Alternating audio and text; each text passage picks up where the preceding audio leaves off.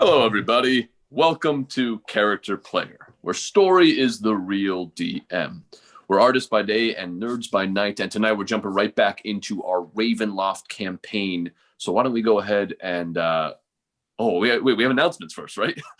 Why don't we go ahead and do announcements first? Our latest announcement is that our 1 hour one-shot episode is up from last week, so you can check that out. You can also head over to DM's Guild and see our first pre-written one-shot adventure, Magnus's Magnificent Carnival. That's free to download for anyone to use. Ricky and I worked on that. We also have a new Demystifying coming out soon. Fragments of Eldoria, again, is next Monday. So we got a lot going on. Is there anything I'm missing on that, guys? No, I don't think so. Okay. Well then, without further ado, let's roll that trailer. This is the land where light is crushed. A land where heroes fall. When the mists come for you, will you stray from your path? Will you kindle the embers of hope, or be lost to the darkness? As you stare into the void stares back and reaches out to clutch you. Your nightmares come to life and stalk your every step. Morality is as gray as the mists that always seem to surround you. Will your better sides prevail? Will you seek to aid the people of Barovia? Or will you succumb to the shadow that rules this land? After all, no one leaves Ravenloft entirely intact.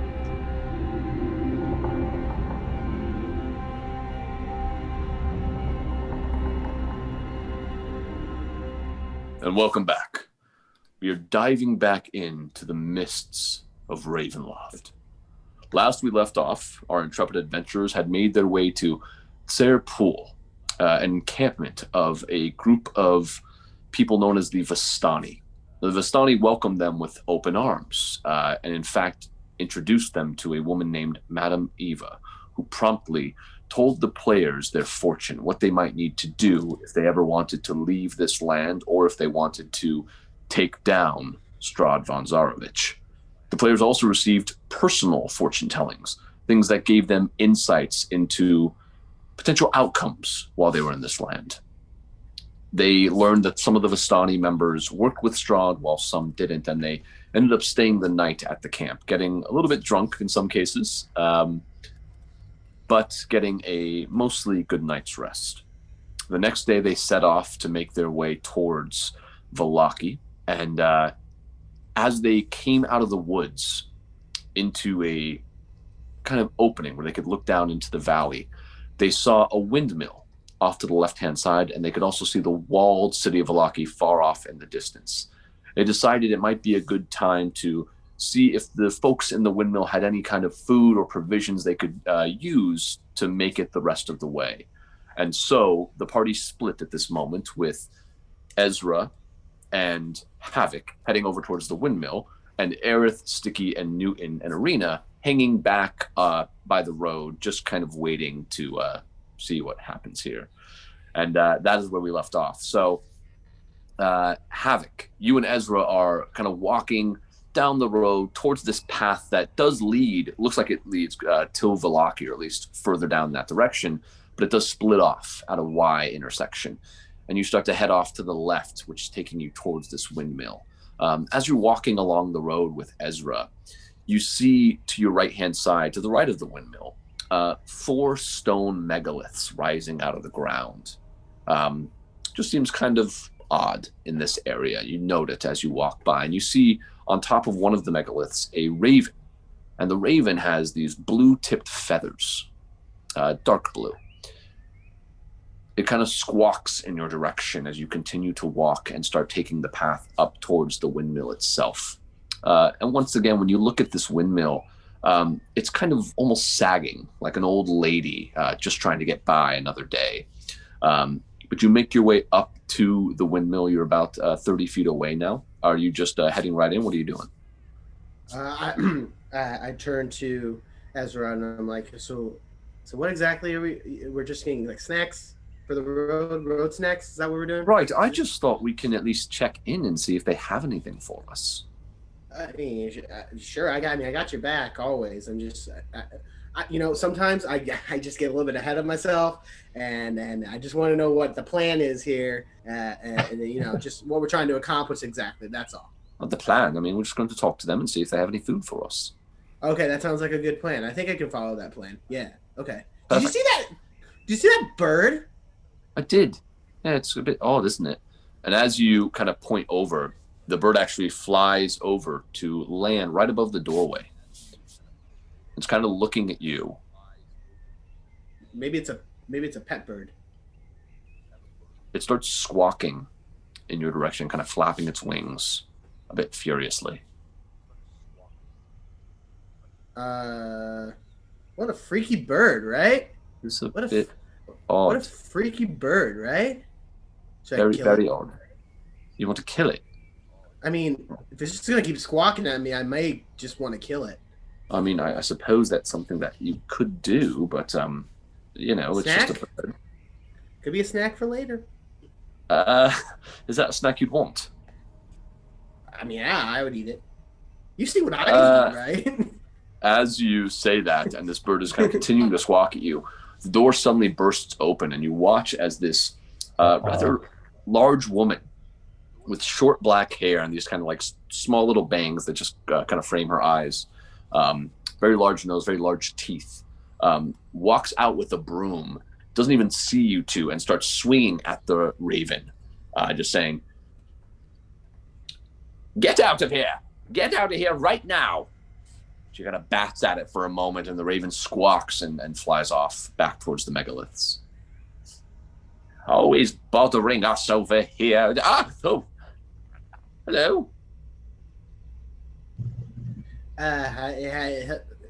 Hello. Hi. I'm Havoc. This is Ezra. Why? Hello. And I look at Ezra like, am I doing this right? She gives you a little nod. And we were, feeling a little hungry, and we were just curious if maybe you had some food to share. Maybe we could buy, right? Oh, yes, again. Of course, and he nods to you once again. Of course.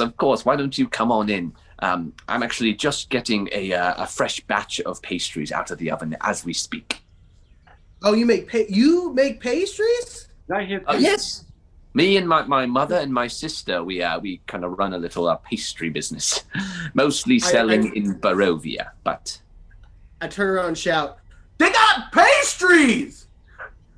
Cut to you guys on the side of the road because you were trying to hide a bit off the road. Yeah, like keyword hiding. Yeah. Yes. But just shouting to no one.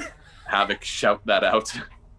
And I'll turn to Irina and be like, "You think they're okay? They're shouting already." Right. It sounded like they shouted about pastries. The moment that she says that, Stiki pops over and goes, "Pastries? Pastries, Stiki!" Damn. Pastries." And he starts booking it. He books it. Okay. So Stiki leaves the hiding spot and just starts running down the trail. You guys are probably more like about 170 feet away from the windmill, so it's not like you're noticeable at this point. Only Stiki is because he's running. We are crazy about these pastries. Just we had some in Barovia, and let me tell you, they were delightful. Oh, you must have bought them from my mother. That's fantastic. Well, why did she go by Granny? Yes, that's what many people call her. Yeah, crazy. I disguise self. Okay, as I turn into Granny and approach. Okay, so Aerith, you're sitting there, kind of watching Stiki run out, hands on your head, and suddenly you see the old woman from the village making her way up the path. I'm gonna be like, "Oh, there she is!" She's coming up the road. That's very odd. She doesn't have her cart.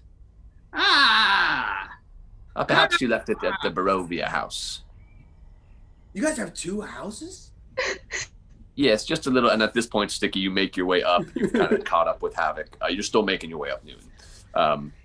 Hello there. What are your names, by the way? I'm Havok. Havok, right? And you, the Huffin and Puffin one. Stiki. Hello there, Stiki. And pastries. Do you like the pastries? I love the pastries. Oh, good. We have a fresh batch coming out right now. I'm so happy. Can I please have one? Absolutely, you can. Just Thank why don't you you. all come inside, and I'll make sure they're nice and ready for you. Just a couple more minutes. Should we wait for your mom? I suppose so. She's moving quite kind of fast. And at this point, you've made your way up. Oh, hello there. Make a deception check. Yeah, can I?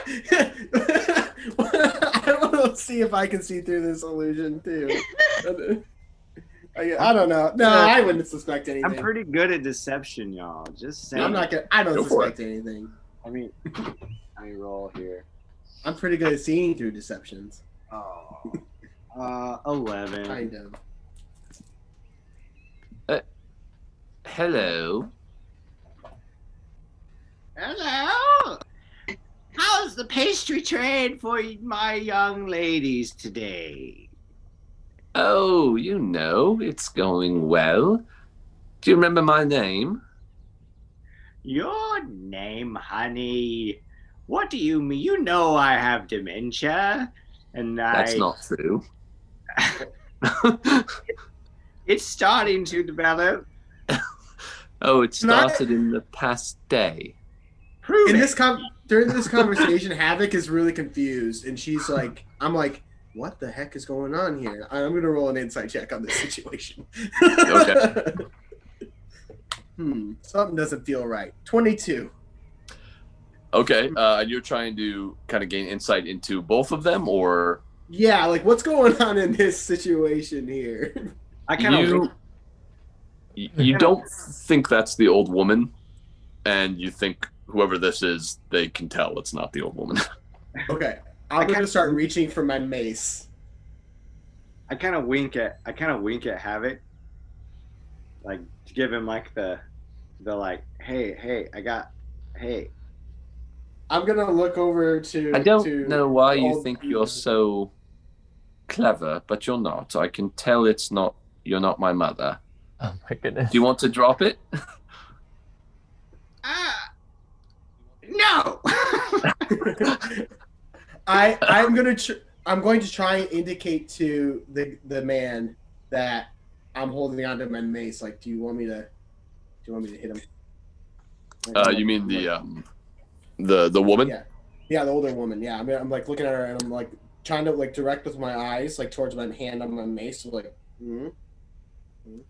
No, it's all right. Is this one of your friends, Stiki, Ezra, Havok? I mean, that's Granny, right? Stiki is clueless. He's looking back and forth between the grandma and the lady. Like, that's Granny, right? I don't. Yes, I'm Granny. I'm Granny, the Queen Pastry Chef of Barovia. And then what is our secret ingredient in the pastries? Love. Not true. Come on, then. What is it? Oh, wait, hold on. You guys don't put love in your pastries? Well, it's not the secret ingredient. Everyone knows that. Oh, okay. I'm not permitted to say the secret ingredient in front of these folks. Right. You three can come in, and you can come in once you drop whatever this is. You're going to leave your mother out here on the doorstep who's walked all the way from Barovia. Where's your cart? More pastries from you. Where's your cart? I couldn't push it. It's so Aerith, as you are waiting with Arena, you start to hear the sound of someone coming up the trail behind you. I mean, do I think that we're relatively hidden from the road here? Go ahead and make a stealth check, just because we never did. Okay, it's not that great. It's going to be a 10. Okay, so you're a bit exposed, but Arena kind of, as she hears this as well, pulls you down to the side, kind of into near this thicket, and you feel a bit more hidden with that. So you watch as you're looking down the road. You see this older woman making her way down the road with a cart. And she looks familiar. Well, she looks similar to the one that I just saw. She does. Oh my gosh. Okay. Well, I'm gonna try to let them pass, and then after they do, I'm gonna turn to Arena and say, something is not right going on here. So, and I think we should warn them. Okay. What do you think is going on? I don't know. It was the same woman that just went by. That is very odd. Right? Anyway, I know. I think we should check on them. I mean, let's be quiet about it, but let's at least just have an eye on what's going on. All right. Do you want to get closer or stay here? Yeah, get closer, but go. Be quiet. Be careful. Right. And as you say that, it starts to just drizzle a bit. So a little bit of rainfall starts to come down. Okay. Cut back over to you, 4. And the woman you're speaking with kind of looks over. Well, this is interesting. Someone is coming up behind you. Whoa, what is going on? And my mace is out now. What is Havoc, happening? with your insight check, I think you understood. Well, I understood that's I believe that, but now there's 2 of them, and I don't know what's happening. Okay. My twin sister is here. What is going on here? Why do you look like me? I could ask you the same thing. Right, but it wouldn't make any sense if you asked me. What are you doing with my card, sister? What weapon do I have hidden in this cart? You have a weapon? What? In case I get attacked by brigands, what weapon do I have hidden? A magic. If it's your cart, you would know. A magic short sword. No. Close. I was close. Was that close? It was up. She reaches down underneath and pulls out a crossbow. Oh yeah, no, you weren't close at all. That's not whatever. What is this silly game, Bella? Oh, I don't know. This party came looking for pastries, but then this one decided to impersonate you, I suppose. I don't know exactly what is going on here. I drop it and I say, and I go, I'm sorry, but pastries are my ultimate weakness. And I was hoping to trick I lost you for the day. Newton! Can you hear me now? Yeah. Newton! What? Hello? Yeah. Hello? Yeah, Hello? we hear you. Granny looks at you and kind of like, Oh, I remember you. Yes, you loved the pastries. Well, we can help you with some Stiki. Oh my, it's you again. and she kind of waddles up to you. I hug her. Oh, and she hugs you back and then like kind of holds your hands like, how are you, my dear? I'm so happy to see you. You beautiful little. You're making me blush. Well, come on in. It's starting to rain. Let's get inside. Yes, let's get inside. Okay. She kind of. I look at Newton. And I say, "You make every situation way harder." That is very much true. I just was hoping, I was hoping We wanted free pastries. I respect it, but I don't condone it. I was only a better liar. As you guys head maybe into next this time. ground floor, you do hear Havoc as you're going inside, the raven at the megalith squawking in your direction once again. But as you enter inside, you see a large brick oven takes up most of one side of the room, that side being the to the left, right as you come in. Granny kind of pushes her cart to the center of the room and leaves it there, starts pulling off some of the items that she had on there, some excess cakes and things of that nature. The oven has this warmth, and you smell something very sweet baking inside. Surrounding the oven on some shelves are several jars of condiments and ingredients. You can also see a few bins. You see one with the lid open, and it looks like inside there are some animal bones and bits of discarded dough. All right.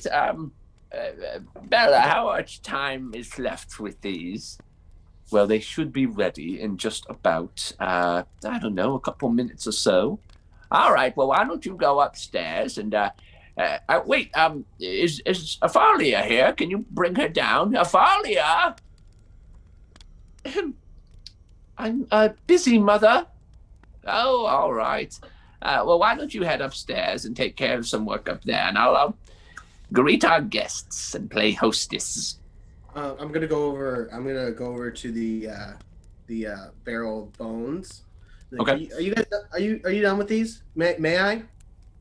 Yeah, we usually just throw them out. So if you would like them, of course. For free? I'm not going to use them. I pick up the barrel and I bring it upstairs with me. Oh, you start heading upstairs? Oh, I thought you said we were going upstairs. Never mind. I'll just pick up the barrel and I'll hold it then. Gotcha. And I'll take the blade out and I'll start gnawing not the whole barrel, just because we use the barrel, but you can take some of the bones. Oh, I thought you meant. Okay, see, that's why I would. That's why my I was so mistake. confused. I was so That's my confused. I mistake. have the whole thing. I was like, it's crazy. Okay. My apologies. I'll take a couple of bones and I'll start gnawing on one. Okay. Let's cut from you all over to Aerith and Irina. So Aerith, as you started making your way over, go ahead and roll a stealth check to see how quietly you do this. Oh man. And viewers out there, can you hear me? I'm not sure or not, but I rolled really poorly. What'd you get? I got a 6, I believe. Okay. Yeah. I'm gonna roll for Irina too. We'll see if she helps you out again. She Yes. does not. Okay, they can hear me. Okay, good. So you start making your way. Just as you see your party kind of beginning to go inside, you can hear this raven calling pretty loudly from the megaliths as well. As you kind of get a little bit closer, you get up to a little fence. You see there's some farmland just to the right of the windmill, but it looks like nothing really grows there. So as you kind of get up there and just peeking around the post, you start to move a little bit closer. And as you do, you bang your knee against the fence post and let out a really quick ah! Inside, you all hear that.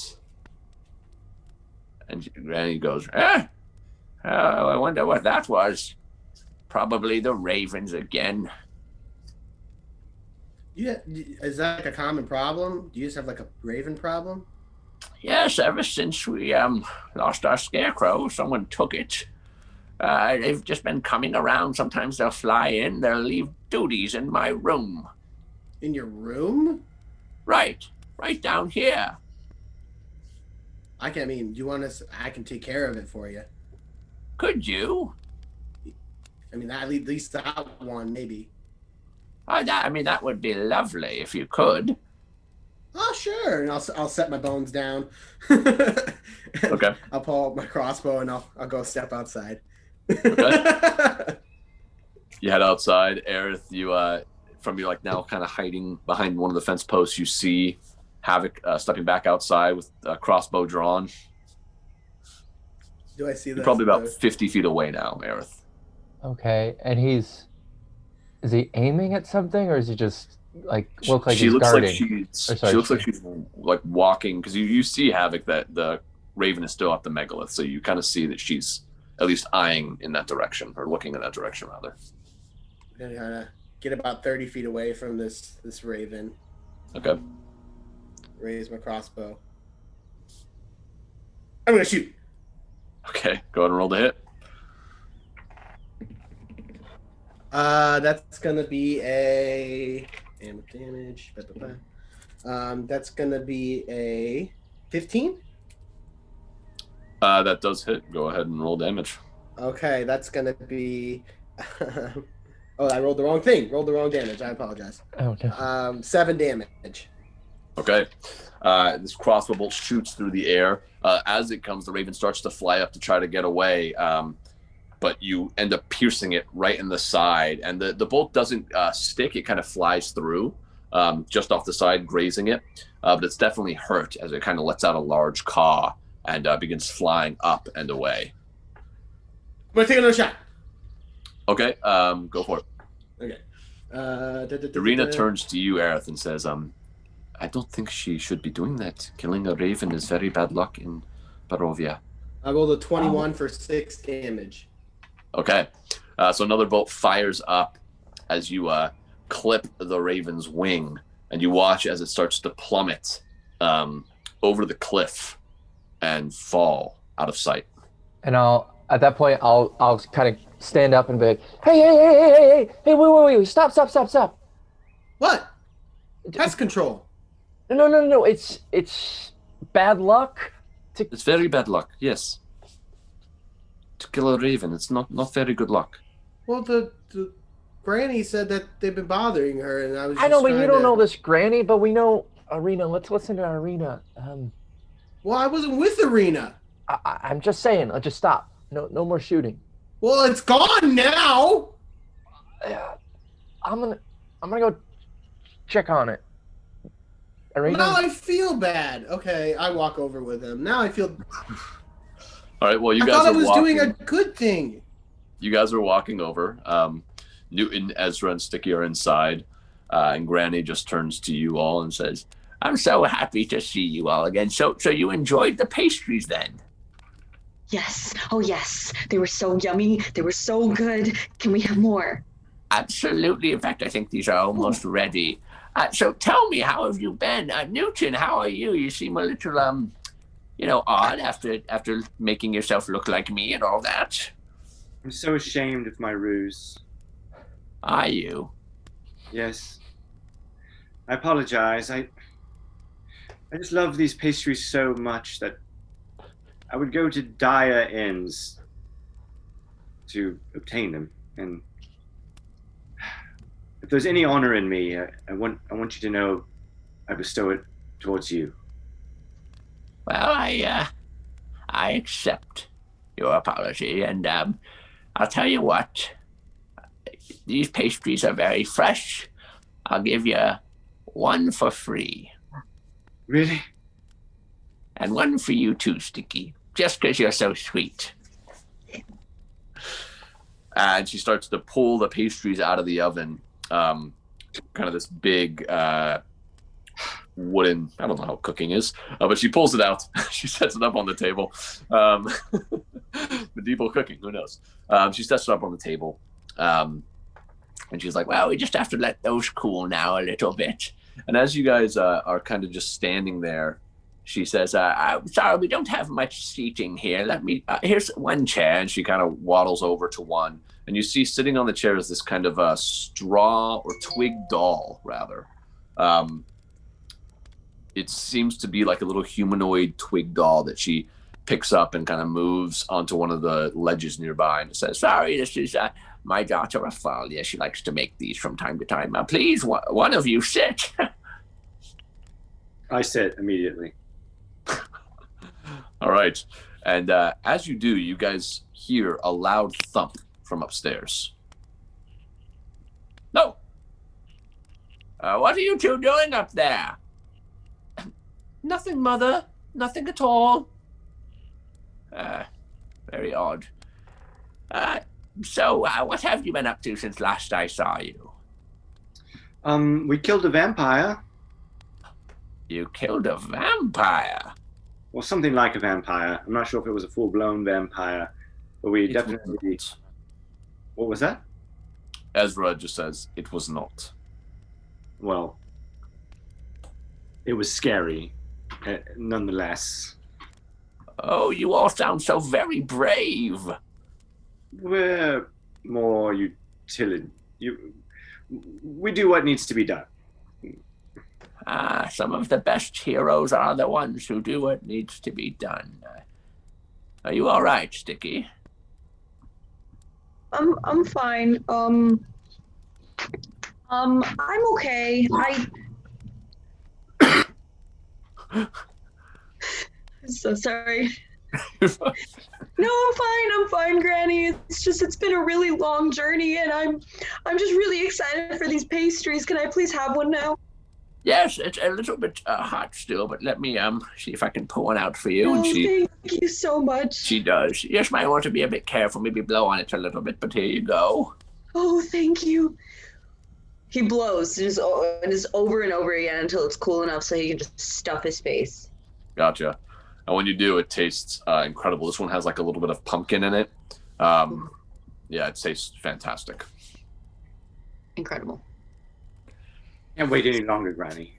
Please. Oh, of course. Here you go. And she hands you one as well. Can I... I lost you there, Seth. Could I stay with you, Granny? You want to stay with me? And I'd like to learn your ways. I can't teach this to outsiders. I'm sorry, this is my business. If I taught you my secrets, you could potentially take my business. Like an internship. What if I aided your business? What if I became your Padawan and eventually, I've never heard that term. Your apprentice, and okay, became your apprentice, and then franchised out eventually, giving you 10% of whatever I make. I don't even know what does that mean? You seem to have such a savvy mind. At that, you hear another thud from upstairs. Oh, so sorry about that. Let me think about that. I remember when I was young. And we cut over to back to you three outside, Arena, Aerith, and Havoc. So you guys are making your way past the windmill towards the edge of the cliff that seems to descend down into the forest. Yeah, I want to search for where the raven fell. Okay. You kind of get up to the edge and look down into this sea of trees. Go ahead and make a perception check. Okay. I'll also do the same. Oh, man, I'm rolling like I'm in Barovia. Jeez. 5. I rolled 15. Okay. Looking around, you don't really see much. The trees are pretty thick, so it looks like the raven probably fell through the leaves up top and is kind of out of sight, most likely. Whether or not it's dead, you don't know. Do you see it? I don't know. I guess you're a pretty good shot. Thank you. I think it probably fell into the forest. That's not very... Hopefully it's all right. It looks like it's too far to go down, huh? Well, okay, so let me explain. We were in there. Granny said that these birds were It's all right.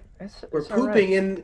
pooping in the kitchen, and that's not good for anybody. And so she said, but I guess what I'm asking is like, if this is a cultural thing of this area, right? How come she told me to do it? I don't know. I don't know who this woman is. I mean, but maybe that's Arena. What do you think about that? Does not everyone respect that sort of tradition or superstition? It is a superstition, so not everyone does, but a lot of Barovians do. You'd find many that would watch you shoot it down and would not have been happy. Again, you sound like you've given poor information. I'm not trying to put blame on you, Havok. You were going off of what she told you, which is fair. Well, I mean, but that upsets me, you know? You know? Yeah, no, I understand. I committed a cultural faux pas. Yes, I suppose so.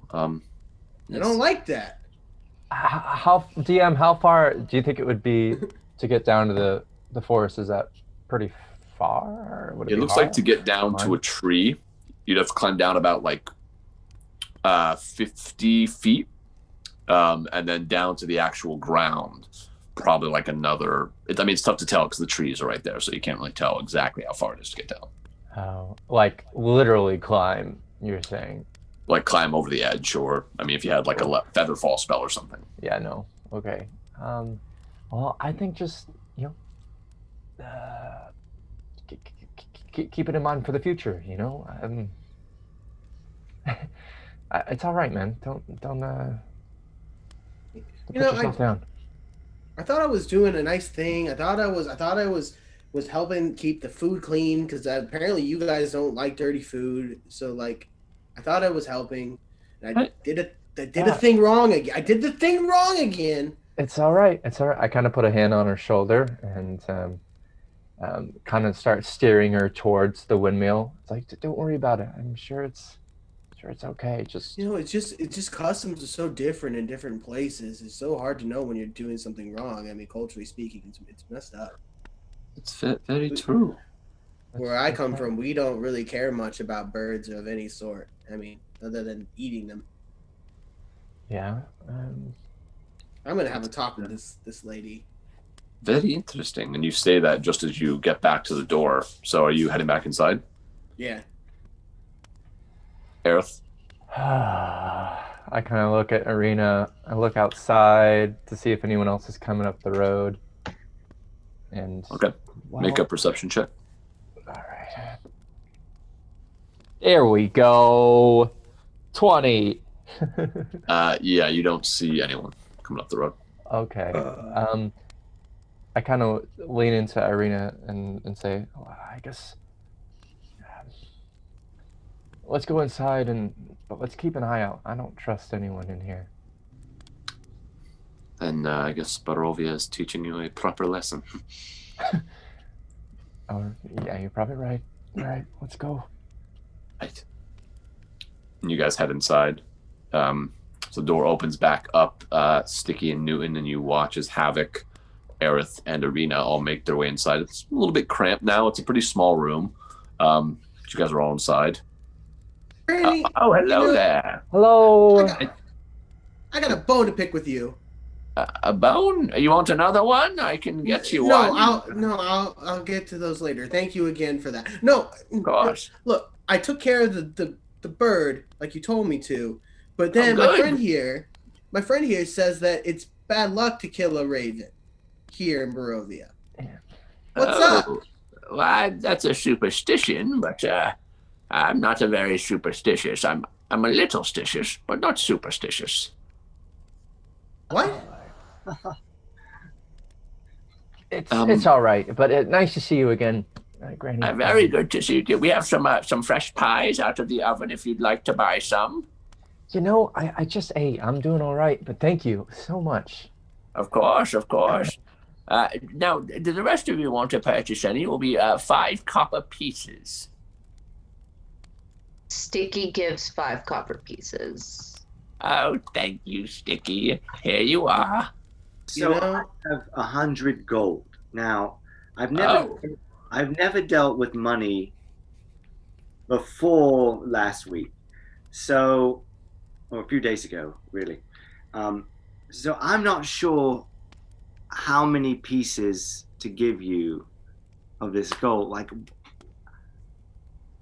I'm looking to invest. That's what I'm saying. I'm looking to invest. Oh boy. Wait, I thought we were just getting some pastries. Are you guys having a business deal here? We've already got a job. We should go. Oh, you have a job?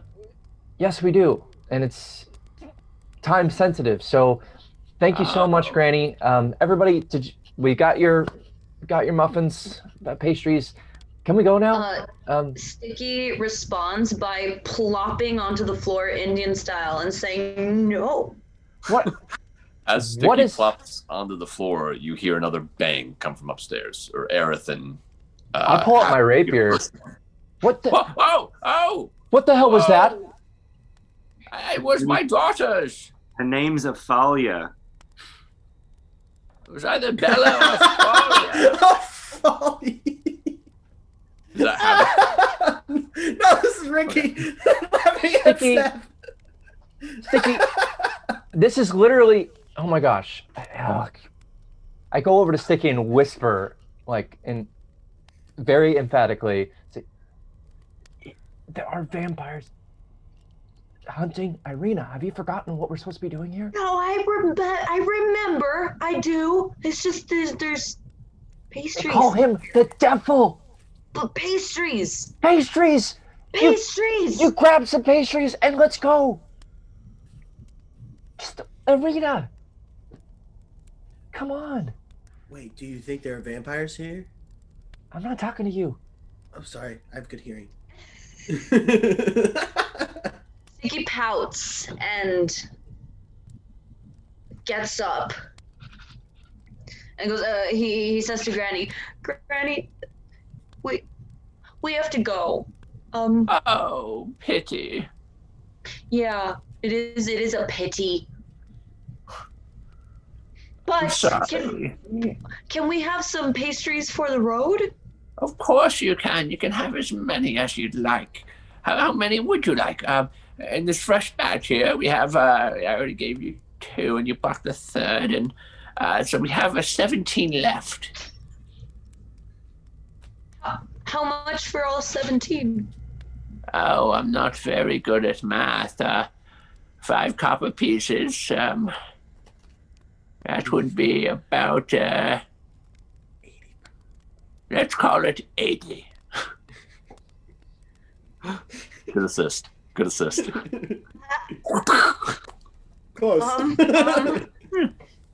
know I have money. Stiki is a rich kid. I just don't remember how much. You have at least 100 gold, I think. Yeah, 80 Okay. copper would be 8 silver, which would be like 1 gold. A little less than- Stiki gives her a gold. Oh, are you sure? Oh, yes.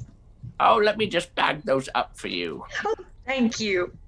And she starts to bag them up into this kind of brown sack. You While guys she's hear doing another that, I go to the door. thud from upstairs. Your kids play rough. All right. This is... Right, I don't know what they're doing. Irina, let's go. Settle down up there. Yeah, settle down up there. Roughhausen. Go to the door. Okay. You head outside? Yeah, I'm in the doorway, kind of impatiently looking back at the party, but keeping an eye outside. Okay. Go and make a perception check. 20! Cool. Yeah, you're looking around. No. You Nat don't 20? see too much, but as you look back towards the megaliths, you see a raven, pretty bloodied up, just kind of peeking around this rock. Hey, Havoc! The raven that you shot, it's hurt out here. What? I didn't kill it? Yeah, That is very good. Okay, I'm gonna run outside. I'm gonna run outside to this raven, just like with my hands like this. Be careful. Are you trying to like pick it up or something? Yeah. Okay, roll an animal handling check at disadvantage. With disadvantage, oh man, lost that 19. But it's gonna be an 8. It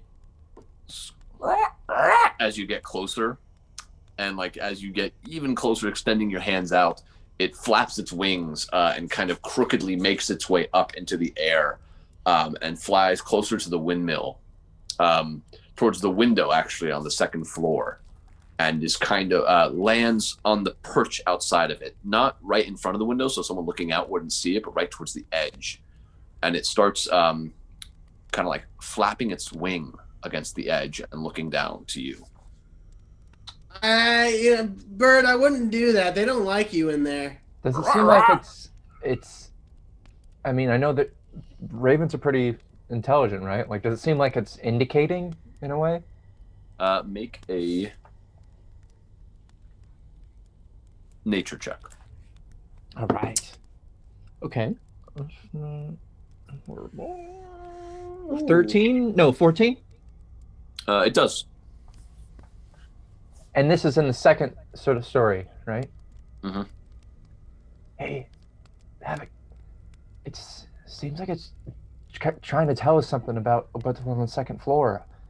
And there was that sort of pounding on the floor. Do you think something's going on? Something weird? DM, this is up to your discretion. But one of my subracial feats is you have the ability to communicate in a limited manner with non-aquatic predatory beasts. Would you count a raven as a predatory beast?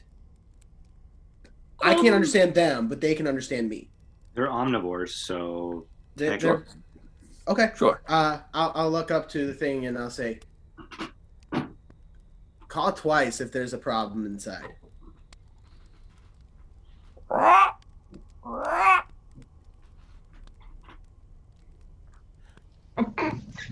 Starts to fly up a little bit more. I look at Aerith and my eyes are super wide. Oh my god. Starts to fly up a little bit more to the third window, to the third floor.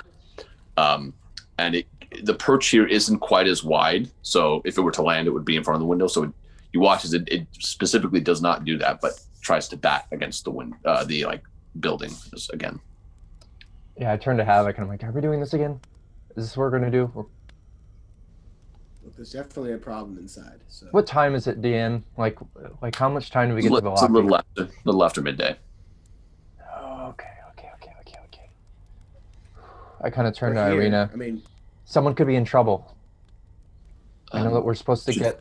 Should we have this conversation perhaps a little bit further away? Should we have the conversation? Yeah. All right, here's your bag of goodies, Stiki. And, Newton, do you want to invest? I have a proposal. All right. What if you allow me to use your likeness all over Barovia? Okay, for what purpose? Well, mostly advertising, but what if we become partners of sorts? Like, I can use your brand and you can kind of take credit for it. Well, I don't understand. So you would sell my pastries, but where would you get them? Well, I would make my own. Oh, but I don't know if you'd make them the same. Well, you teach me. Right, but that could take a very long time. Oh. What I'm trying to say is I'd like to be you and have your permission all over Barovia. I'm going to say no. I'm sorry, Aerith is really bothered by this, and he's gonna turn around and go inside the house. So just FYI. Okay.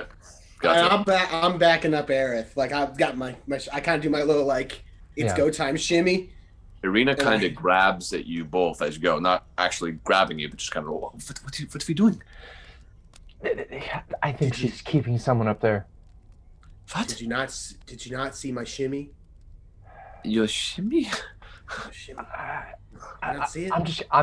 I'm gonna ask her what's going on, and I'm gonna try to see if she's lying. And Okay. you know what? I'm gonna say that the Raven is trying to break her window, and I'm gonna go on the second floor and see how she reacts. Okay.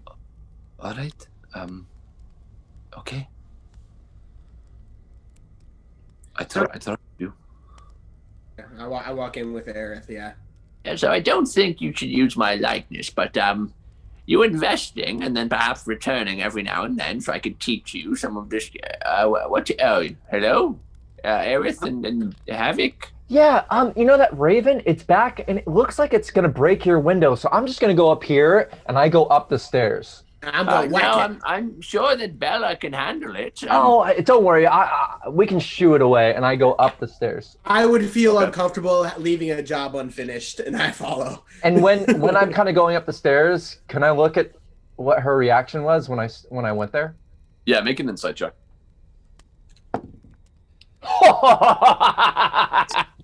Yes, natural 20. Okay. Natural 20! 22 for insight check. Everybody! You see that she very visibly starts to tense up. She looks she was very kind of cordial with everyone a moment there, and even like a little bit almost studious with Newton. But she definitely tenses up as you start to head upstairs. Her face kind of drops to one of shock, and she kind of tries to raise her voice a little bit louder, which you pick up on like a bit of the a breaking in the voice. She says, excuse me, no, you're not allowed to just go upstairs. Oh, don't worry about it. We're all good. I got this. All good. We're Raven experts. Raven experts. We're gonna be very polite to Granny. Why are you guys just ignoring what she's saying? I'm trying to do a job here. Is there a door or something? Or yeah, as you head up there's like a little kind of almost like door in the ceiling itself that you push open and walk up, and you see inside a dirt-caked window that's allowing very little light into this 8-foot-high chamber. You see most of the chamber is taken up by a large millstone connected to a wooden gear shaft that rises through the ceiling in the center of the room. And you see that there is a stone staircase on the side that continues up another level. Hello? Anybody up here? What are you doing? And suddenly the door from upstairs opens, and you watch as the woman from before, which you're just seeing for the first time, Aerith, this woman with short black hair, kind of a big nose and a big mouth, comes down and just says, you are not supposed to be up here. What are you doing? Oh yeah, there's a Raven up there, and I go up to meet her. Well, we'll take care of it. She's kind of blocking your path. Don't worry, I know that the Granny's really worried about that, and she's blocking my path. Okay, yeah. I'm going to push her off the stairs, like to the side. Okay. Roll a strength check. Okay. You're gonna push her off the stairs? Athletics or? Yeah, athletics. Okay. Let's see. Oh, it's not that great. Okay, 14. Okay, you beat her 11. So, as you like kind of see her, she's looking down towards Havoc for a moment too, and you kind of put your foot up on the wall next to her and use that to push into her and just shove her off. And she's like, "You all need to," and falls down. I sprint up the stairs. Okay. Really quick, as this is all happening, as Aerith was kind of moving his way through that second floor, Stiki and Newton, you guys saw Aerith push up, and Granny's turning to you. You need to stop your friend. Stiki runs after them to try and stop them. Okay. Newton is just a little. He's too focused on the investing. Well, you do feel, Newton, that her attention has been shifted away from your business talk, which it seemed like she was about to give some kind of offer, and now she's just not focused on you at all. He's shocked. He's shocked that she's just not more interested. So go ahead and describe to us what Newton looks like at this moment. As she's not looking at you, she's kind of looking up the stairs after Stiki. His head, just as I am gesturing, he's just he just is befuddled. He can't grasp such a wonderful offer just slipping through his hands. Okay. So as Newton has this kind of, short existential crisis, Stiki, you make your way up to the second floor just in time to see the woman from before falling down to the ground.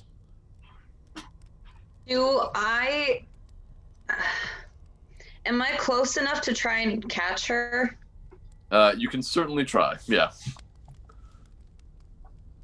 Okay, I try. Okay, go ahead and make a Try. athletics check. I rolled not great. 12. Okay, you with that you run up and you kind of put your arms underneath her, but she's falling at like a weird angle, so it's tough to you're not gonna superhero grab her or anything, and she just kind of falls into you and you fall backwards. She kind of lands on top of you. You don't take any damage or anything, but it's a bit yeah. Stiki, you okay? What are you guys doing? The bird told us something fishy's going on here. What do you mean something fishy? The bird said it. What? As you two are talking, Aerith, you've made your way up now to the third floor, and you see a haggard, heavy-set woman with a face quite wrinkled. She has a broom pushing around a couple of bones, stirring up a cloud of white dust. You see she has a apron on that's caked in flour, as well as some kind of red substance. A long sharp bodkin impales the back of her hair, kind of keeping it up into a bun. You see next door is a kind of rotting wooden closet door. And you also see a small little chest to the side of it, as well as a kind of moldy bed with a tattered canopy in the room. And she turns to you as you come in and just says, "Oh, what are you doing? This is most outrageous. Get out of here this instant." Yes, I'm so sorry. And I run back down the stairs and I scream, "We've got hags! They're hags!" And with that, you watch as the woman on the second floor, Bella, just kind of says, "What are you talking about, hags?" and pushes herself up. "What do you mean? This is so rude." I just run past her. If Irina's with me, I grab her hand, I run back downstairs to the rest of everyone and sort of put her behind me. If I'm allowed to. I don't know if she's going to stop me or not. I saw him run up the stairs and just run all the way back down the stairs? You heard me say! Yeah, and you heard him shouting, "We have hags." I don't know what that means. What does that mean, run? Does that mean fight? What does that mean? We are not She's got blood! They've got bones! They're like cooking people! You're eating people! Animal bones and animal blood. I don't know! You know, I could put a stop to this because I know what both look like. Go ahead. May I see? Look at the bones. You have some. You took some from us. Well, yeah, those are the downstairs bones. What about the upstairs bones? Right. Why the hell do you have to Folio, just hide give him the bones. Let's clear this up. And Afalia comes down. You see the same kind of visage that I described, the bloodstained apron. She tosses you a bone. Havoc. Okay. What kind of bone is it? Is it does it seem like a femur? Does it seem like a humerus or like a fibula tibia or an ulna radius? Does it look like a finger, phalange? Like, what does it look like? Describe me this bone. Okay. You son of a bitch. Yeah, it looks kind of like a small bone, a small white bone. I don't know all these things. Is it long? It's not too long. It's probably about it curved? This big. I suppose just not really, not curved. You can go ahead and make a medicine or nature check. Okay, I'm definitely better with medicine, so I'm gonna go medicine. 12, not great. Okay. It's tough to tell. Okay. there's like you kind of feel the energy, the adrenaline of Aerith running down past you, and there's a part of you that thinks like this. Maybe is this a human bone? Okay. But you're like, I don't know. Maybe he's just freaking me out. It kind of looks like an animal bone too. Havok. But it is just the one that you've got. Havok. You know, it's hard to tell with this one. Can I see another? What about the Raven? The Raven. What Come on, why about would they- the Raven? She was. Well, She freaked out when I went upstairs. Why would they be hiding anything? No. This is bullshit. It's an animal hiding anything. You're bursting into our house and going up to our rooms. I'm sorry. Is that something you let people do? And you're Insight just like, check. jolly well? Insight check. Go ahead. Aerith starts shouting insight check. That's gonna be a 13. I mean, as full of adrenaline as you are, that argument does make sense. Like, yeah, you did kind of charge up into their house, and like they seem a bit frazzled at that, and so it's tough to tell. You feel like there wasn't much of a change as she started, and now you're downstairs. You're mainly seeing Granny. There wasn't much of a change in kind of the demeanor she had from when you saw her last.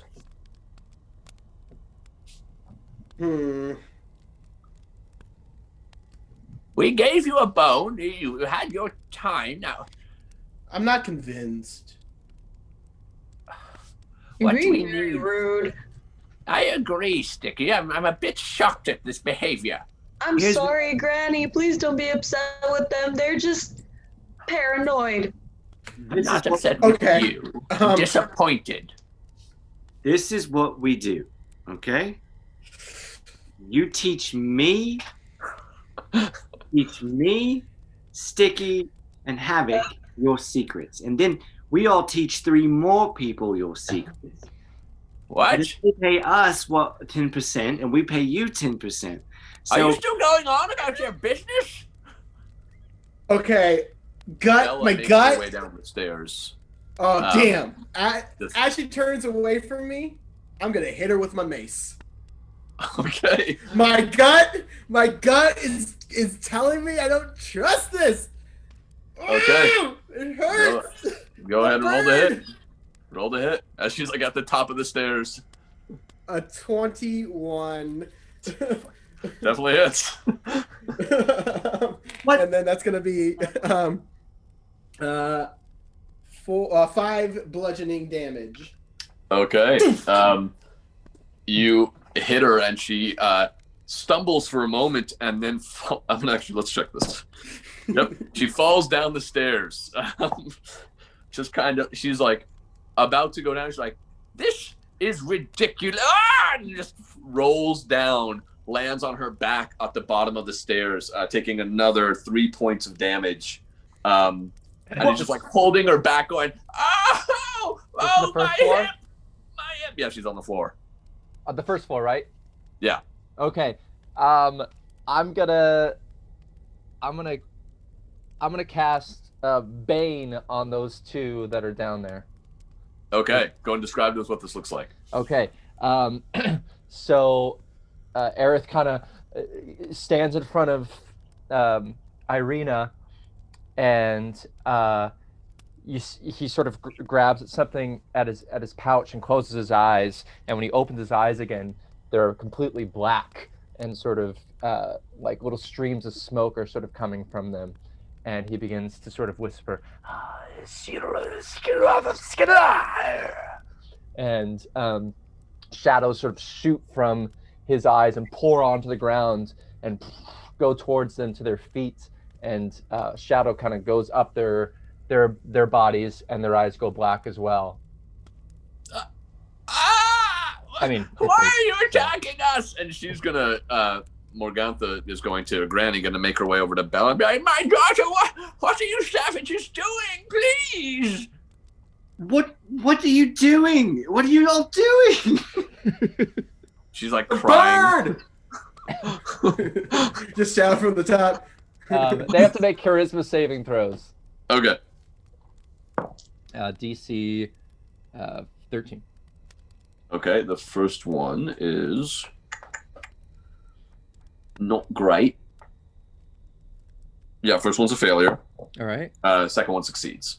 Okay, so the first one then needs to subtract a d4 from any attack roll or saving throw moving forward. Gotcha. For the next minute, right? Yes, I believe so. Stiki. Yeah. Look, the bird said that something's going on in here, and I go to the window and we open it. Okay. Okay, dude. As you open it, nothing happens, but you do watch as Afalia, who's on the stairs after tossing the bell, is like, "Oh my!" and she waddles back upstairs and closes the door above. And you hear she's moving something on top of the door. Oh shit! Okay, I go to town on Granny. I get the rapier out. Sticky and Newton, what do you? Between Granny and Aerith, I'm not Ezra. Aerith. I roll. Yeah, Ezra's just kind of well. bewildered up against the wall, like, what exactly is going on, brother? 8. Aerith. They've got people up there. They've and, got people up there. I missed. So, Aerith, as you go to attack, Granny. Sticky steps in front of you. Sticky, go ahead. I'm standing in between them. No! We love Granny! What are you doing? Why are you attacking an old lady? What's wrong with you? They've got people up there. Something is up. Proof! We are just attacking for no reason. You don't know. A bird told you? Do you speak with birds? From upstairs, you hear Havok going, "Caw!" Havok is Granny is separated like, from us. what is happening? "Caw!" I run upstairs to Havok. I don't want to be alone. I'm trying Okay, to as call the you bird. start to run, the two women kind of just cower away from you. She kind of pulls Bella back as you jump over them and make your way upstairs. And Granny's like crying. Okay, I'm like, Havok, let's try to get this thing open. Let's go. All right. Just one more for good measure. I run with Aerith to the door. Okay. And I before we start pushing, I'm gonna spread my arms out, and some little glitter is gonna come out from under my arms. I'm gonna have guidance on both of us for this pushing of this door. Oh yeah, I'm gonna cast Okay. guidance on myself. So as Can you guidance stack? I don't think it can. Oh, You can't you can stack. cast it on 2 people? that's. I mean, it's a cantrip, so I just do it. But I think you have twice. to concentrate on one person. If I'm not Yeah, that's mistaken. right. Is it Concentration up to 1 minute. concentration? But Yeah. I can cast guidance, so Okay, well, cast So guidance you on do- each other. You watch as Aerith runs up, kind of calls to you, and you guys start to make your dramatic run up the stairs to the 3rd level. As that's happening, Sticky, you just saw Aerith run by. Newton, you're down there too. Ezra's still looking around, going, "What is going on?" And Granny's just crying, holding back. "Hey, your friends are madmen and women." that's a 19 for athletics. 21 Okay. for me. Newton and Sticky, do you want to do anything at the moment? Am I close enough to cast Speak with Animals with the Raven? You don't know where the Raven is. Having threw the Okay. window open, the Raven didn't come. So you just don't know where it is. Okay.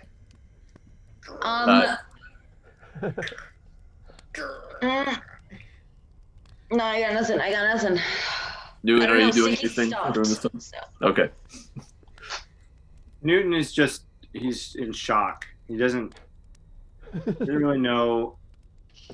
He just saw his business venture just completely. Literally fall down the stairs.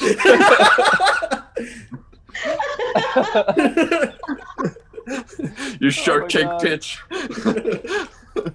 Bum, bum, bum, bum, bum, bum, bum. Okay, Okay. so you two charge up the stairs. Go ahead and have one of you make a strength check at advantage, or both of you make a athletics check. Oh, Sorry. Oh, we already we both rolled. did. Yeah.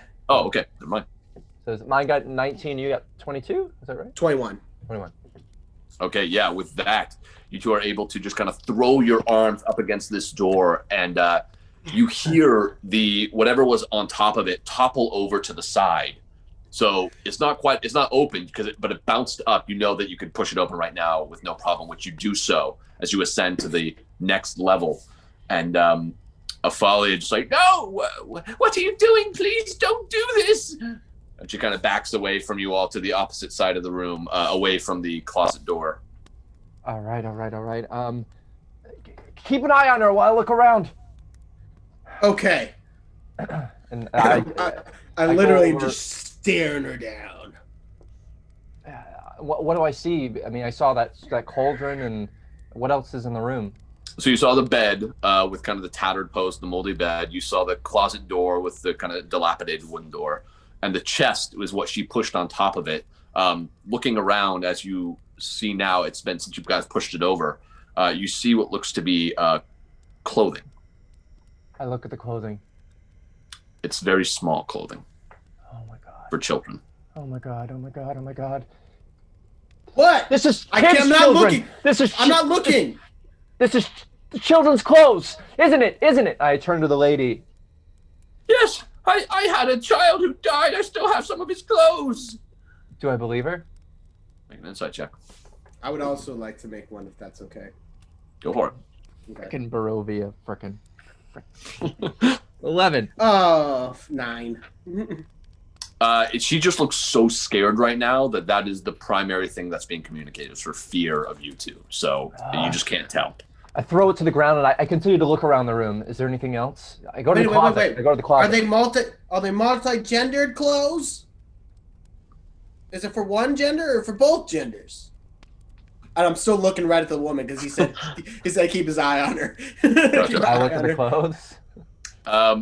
You kind of pull through them. It's tough to tell, but it does look like there's some trousers. There's a skirt.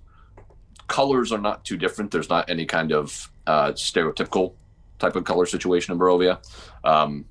She said son or daughter? She said child. Oh, okay. Yeah, no, I go to the closet. No, don't do that. As you open it up. You look inside and you see 3 cages stacked on top of each other. Oh, what's in the cages? You see frightened children looking back out at you. I turn back to this. She says, "Mother, they know!" And you watch as this fairly sweet-looking old lady begins to turn. They've got children up here in cages! And I cast, right, because it's not concentration. Okay, yeah, I cast Dissonant Whispers on her. Okay. And that is going to be a Wisdom saving throw of 13. Okay. That. Give me a moment. That is, she does succeed. Okay. Let me see. It takes half. Yes, it takes half. All right. So 3d6. All right, that's going to be 12 damage, but half. So 6 damage. Okay. And with that, yeah. Let's go ahead and roll initiative, everyone. Children? I don't think we need the battle map, by the way. So I think we're okay there. We'll just do this theater of the mind. Oh shit! Children. How? Let's get some battle music up in this place, people. Dun, dun, dun, dun, dun, dun, dun, dun, And our DM said that we weren't going to have a battle. Let's go. I said there was a chance. Oh, okay. Monday Night Football. Dun, dun, There's dun, always dun, dun, a dun. chance. I never know what will happen. Who would have thought that Havoc would have maced a lady down the stairs? Oh my Yeah, god! I didn't know that would jump. Who got a 20 to 25? Anyone? I just flipped over all my. Nat 20. Wait. Oh, Nat 20. That means you get advantage on your first round of attacks. that is correct. And Stiki, what is your Dex modifier? Hum. +2. If I'm not mistaken, yeah. Okay. What's your? Go ahead and roll another d20 for me. You get that natural 20, but roll another d20 for me. They rolled a 13. 22. I didn't say that. What was that? 13. Okay. Who got a 15 to 20? That'd be Aerith, got a 18. Oh, that's right. Hold on. Ezra got a 19. My apologies. Okay. I forgot I was running Ezra. You're fine. Anyone get a 10 to 15? I did. Havok got 13. What about And Rick Newt? the Raven? A 12. Okay. And I will roll for Arena.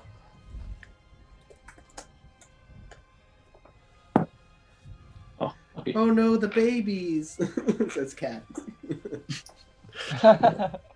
Nothing is proven. Could be an illusion. You know? What kind of Maybe sick Aerith- illusion? Aerith My is saying spirit things. sense. No one else has confirmed this yet other than Aerith. So, with that, we are No, what about she? She said they know. Oh, sorry. at the top of the round. Yeah, that's true. I'm just we're at the top of the round. It's actually the old women first. So Granny kind of looks at you, Stiki and Newton and Arena and Ezra and just says, "I don't know what is going on. I think your friend has gone mad up there." And Bella kind of pushes herself up too against the far wall from the door you guys came in, and is like, "He doesn't know what he's talking about. You and your friends need to get out of here this instant."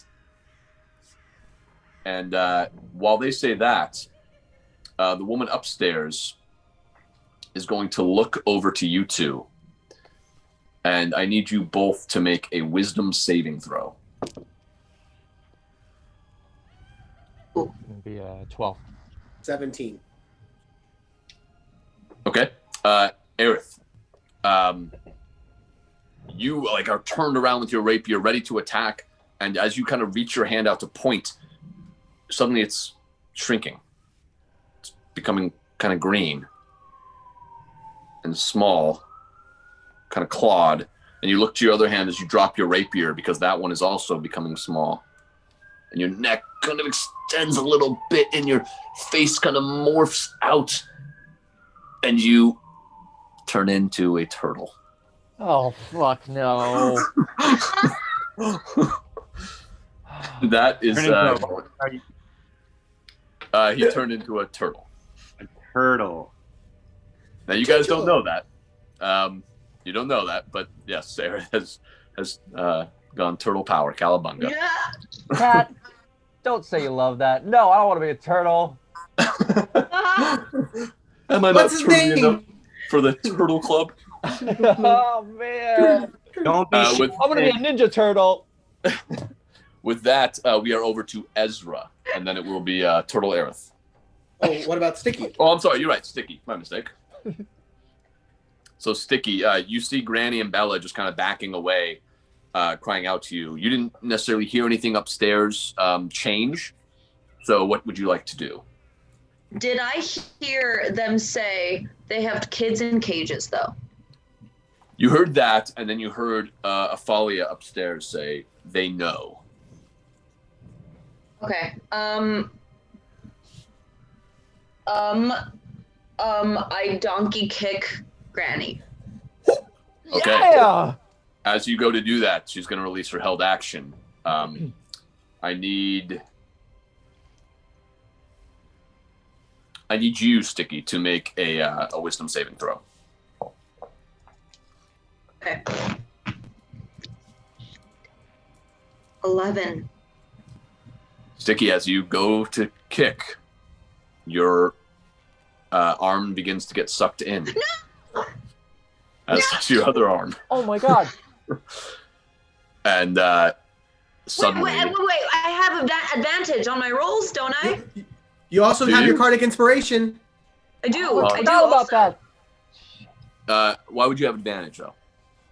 Well, that's what. Oh, you that's what have it on your attack rolls, not on your saving throws. Oh, But you can use your Cardic Inspiration if you'd like. okay, I do. Okay. Pull your card. Yep. I pulled it earlier. It was a Cardic jack. I just don't Inspiration remember for where I the put it. save. Where did I put it? I pulled a jack. I just don't remember where I put my deck. Okay. Yeah, well then with that, you start to turn, but you're able to kind of shrug off the effect, and you can go ahead and attack at advantage. Oh, thank God.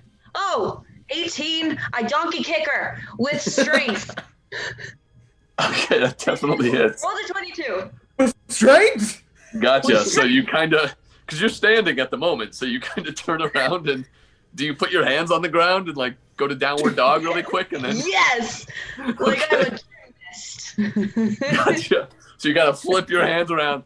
She even like as she casts the spell is not looking like, she just does not understand this attack. But you kick her. Go ahead and roll a d4 and add your strength. 4. Okay. Yep. Okay, yeah, you kick her and she kind of flies back into the shelves. Some of the jars drop and crash on the ground around her. And that is your attack. So anything else you want to do? Stiki starts, he's still in the donkey position. So Stiki's going to start trying to run as fast as he can up the stairs to the party. Okay, you got 30 feet of movement, right? Cool. Yep. Yeah, so you're able, with that, you're easily able to make it up the stairs. Cool. And you are on the, let me see here.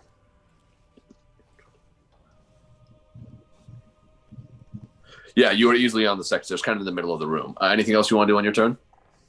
Nope. All right. With that, we're over to Ezra, and then it will be Aerith the turtle.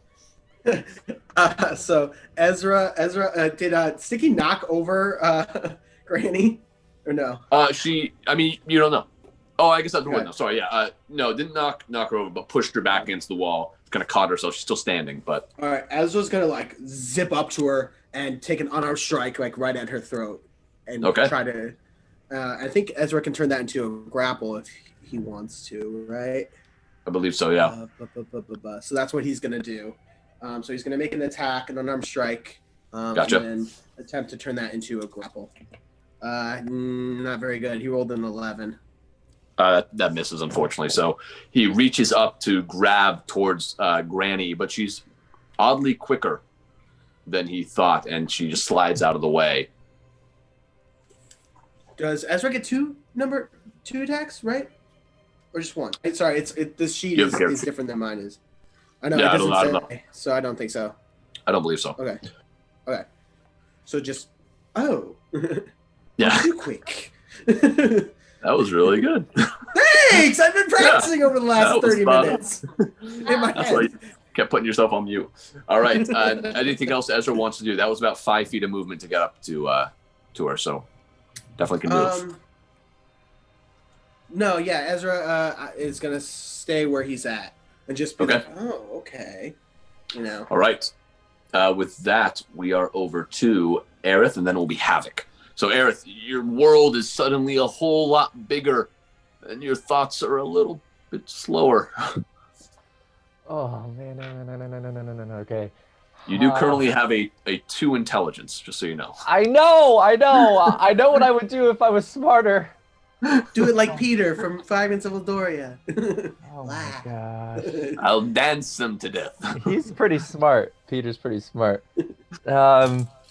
I don't know. Yeah, I would say I want to go toss myself off the edge of the stairs, but I don't think the turtle would know that. I think he still has his turtle rage, though, and is going to go towards the hag and try to bite her. Okay. Yeah, you definitely can do that. Go ahead and roll the hit. I only have 15 feet of movement, though, so... Yeah, it's a small room. Okay. Okay. But no plus to hit, so never mind. I'm gonna use my Cardic Inspiration. What the hell? Yeah! As a turtle? Yeah. It's a 17 to hit with my Cardic Inspiration. That just hits. Yeah, roll what, damage. 1 damage? Yeah. Why would you do that? So Because I'm a turtle and I have turtle rage. Folia kind of sneers at you, Havok, and then all of a sudden it's like, and you even look down too, Havok, and just see this little turtle like right on her boot, and it's kind of like, ouch. Anything else you want to do, Turtle? I don't think I have anything else. Oh no. Turtle power. As a reaction, I can withdraw into my shell, but I'm not going to do that right now. I'm just going to keep gnawing at her foot. Gotcha. So this turtle means business. And Havoc, as you like look down and see this turtle, you kind of come back up and make eye contact with the Folly as like, that's just kind of weird. And now it's your turn. Okay, yeah, I look down at this turtle and I turn to look where Aerith was, and he's not there. Gone. He's gone. And do I see the children in the closet? You do. Yeah, the door's left ajar. I turn my head back around, and my eyes are glowing blue. And the hair on my body, my Gnoll body, is starting to stand on end. And I say, "Where's my friend?" I lift my hand up and cast a guiding bolt right at her. Yeah. That's a 17. That definitely hits. Roll damage. I'll reroll that one. That's cocked. Okay, there we go. That's 9, 10, 15 radiant damage. Okay. Yeah, with that, you just kind of bring it right up to her chest and fire off this blue energy that normally would take on this form almost of like an arrow swirling through the air, but because you're so close, you just blast into her. And even just glancing up for all of you downstairs, you see this radiant blue light suddenly emanate through the lighthouse, or the windmill. And she just kind of lets out this, And I do that back at her. Okay. Anything else you want to do? Bonus action. I don't think there's anything I want to do for a bonus action right now. Okay. With that, you guys again see this flashing blue light as Newton, you suddenly feel the urge to do something. It's your turn. I'm still in shock, and of course it was the foreskins of dead children. Of course it was. Of course they're witches. I'm just amazed that they have this much branding.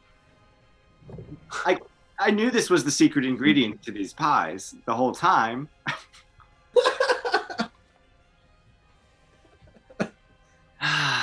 Newton, you idiot. What are you doing, Newton?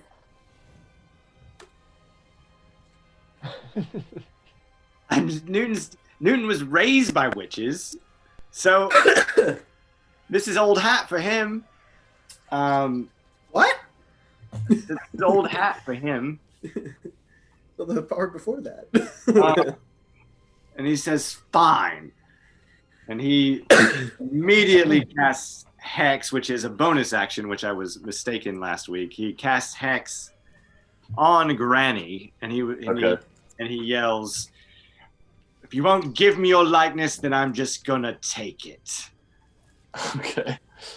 Oh, corporate espionage.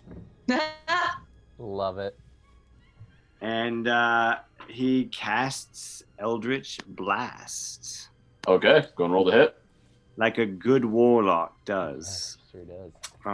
I can't ever find it. I can't ever remember. Is it a D8 or a D10? It's a D10. Yeah. D10. Yeah, for an Eldritch Blast. But you have to roll the hit first. Roll a D20 first. Yes. Here we go. 13. That misses, unfortunately. So you fire off towards Granny, right? And it just blasts off into this barrel on the side. And as it does, the barrel bursts, and suddenly this sickly smell of ichor begins to rise and waft throughout the bottom floor here.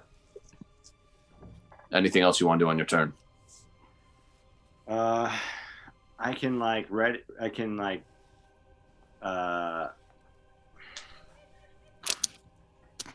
will try to take cover.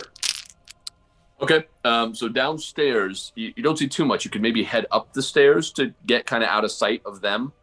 You could maybe duck behind the cart if you wanted. I'll follow upstairs to see to figure out what's going on.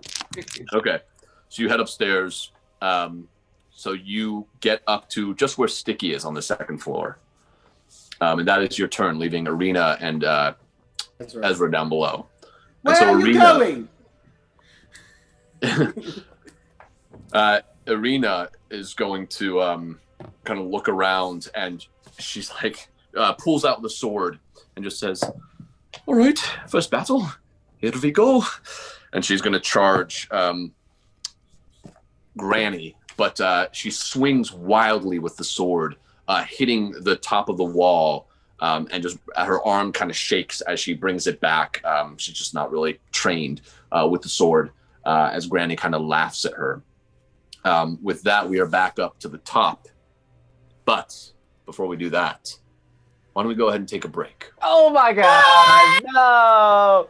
Oh. And we will see what happens to our adventurers when we get back. Oh man, oh man, oh man. Hello, do you love creepy ghoulies and fun monsters, but don't think there are nearly enough of them in Dungeons & Dragons? Well then do I have the show for you. Because me, Dr. Ricardo Blayde Diaz, is going to be Frankensteining brand new monsters just for you in my brand new show, Monsters Lab. Monsters Lab. Monsters Lab. Monsters Lab. Monsters Lab. Coming soon to Character Play.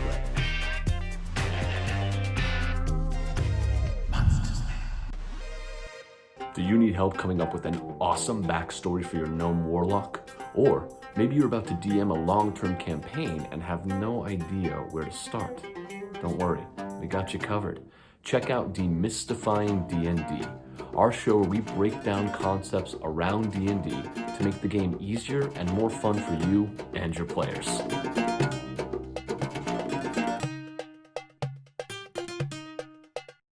This is Inside Check Live, the live show where we get to know the players behind the game. I'm your host, Ricardo Blayde Diaz, aka Mr. 305. Go behind the scenes. Wow, it sounds so official when you say that. I love that. Wow, this is so much fun. Meet the players. SethCrowe.com. It is okay. Yeah. It is okay to feel your Get to feelings. know Okay. the artists. Me too. I want to do a queer bent Cyrano de Bergerac. Interact with the cast. Roll yourself as you're moving through time. Get the play-by-play from last night's game. Streaming live on Instagram every Tuesday. We here. 1 hour, one shot. That's right, we just have 1 hour to complete a one shot. Now I know this is not technically an hour, this is a minute, but I thought maybe the parallel would work on that front. Do you understand it? It doesn't. Okay, so basically, in 1 hour, we are going to come up with a one-shot outline that you can use for any one of your D&D games or even a full campaign. Does that make sense now? Okay, wait, so is the one shot a 1 hour campaign, or is it? No. We're going to come up with the outline for a one-shot that you can use. And then the best thing is, in the month leading up to the next episode, we will write out that one-shot that you can then find on DM's Guild. Huh? You understand it now? Okay, but that's 1 minute. You say you're doing this in 1 hour? Yeah, it's going to be a 1 hour, one shot. That's why it's called that. So you're going to do it completely in 1 hour? Yes, we're going to come up with the outline in 1 hour. You're going to do it in 1 hour? Yeah, 1 hour. Okay. As opposed to 1 minute. As opposed to 1 minute. Not 1 minute. Oh, I don't really understand.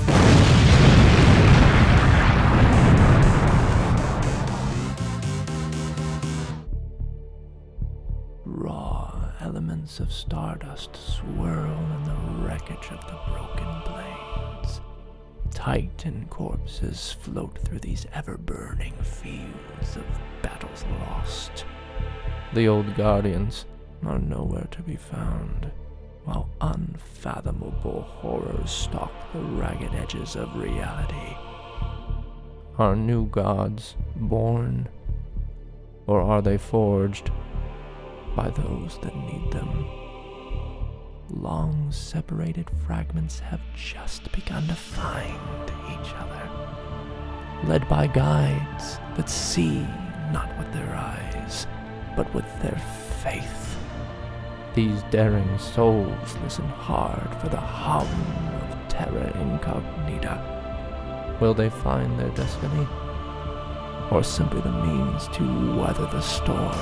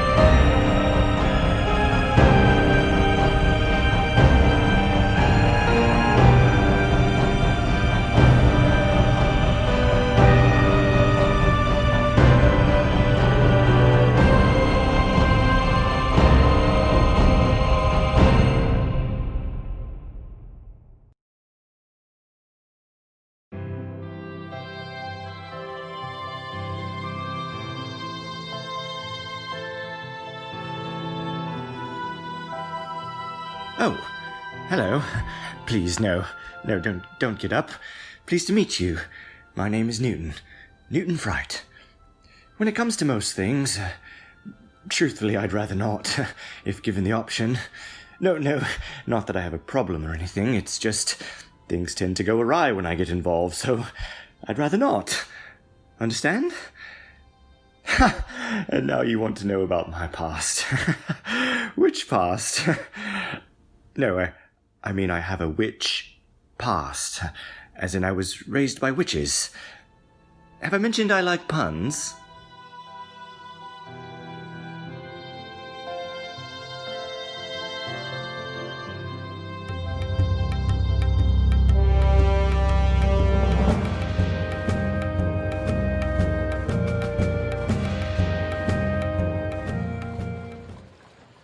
Yeah, I see you staring, and I know what you're thinking.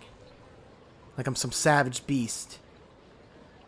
I guess there's some truth to that. I mean, I grew up like most nodes do, in a marauding pack raiding the weak to survive. I was a handful. I mean, I caused so much trouble, the pack gave me the name Havoc. And that was going to be my life. Until I found a new path with the Guardian Light. I still feel all those primal urges the way I did before, but now there are these new desires. The desire to protect. So keep staring if you want. I just may have your back one day. And maybe you'll see me in a new light. A Guardian Light.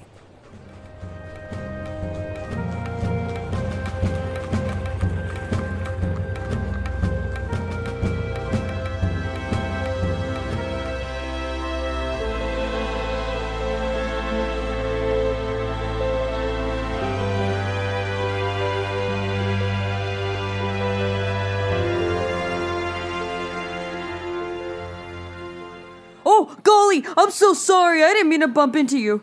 Oh, no. Please don't be afraid. I know I look scary and green and have tusks, but really I have a banjo. Want to hear me play?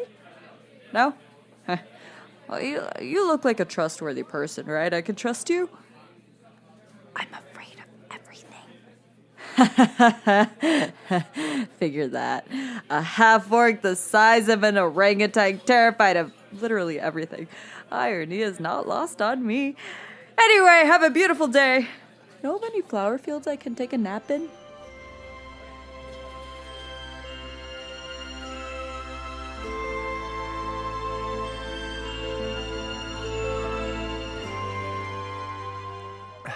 Thanks for the drink, stranger. Where'd I learn how to play like that? My muses rent their abilities for the night. Their price is undivided attention and rivers of ale. Where am I from? I'm from the echoes of Yukon with the broken voice, the wandering melodies of Jack's Polaricide, the breath between Herod McQueen's finishing note and thunderous applause, the pull at your belt from a too heavy money pouch. Mine's not tugging too hard at the moment, but please, ask me more personal, probing questions. Will I come to your party? Yes, I've heard of your carousing. Did I hear right that you woke up drunk with... Oh, it's happened before? Oh, I'm sure the priest didn't mind at all. But let me ask you this. Do you know the name Aerith Gaad? Never heard of him? Good. Well, I will come play for you and your rich friends. It would be your pleasure, I'm sure.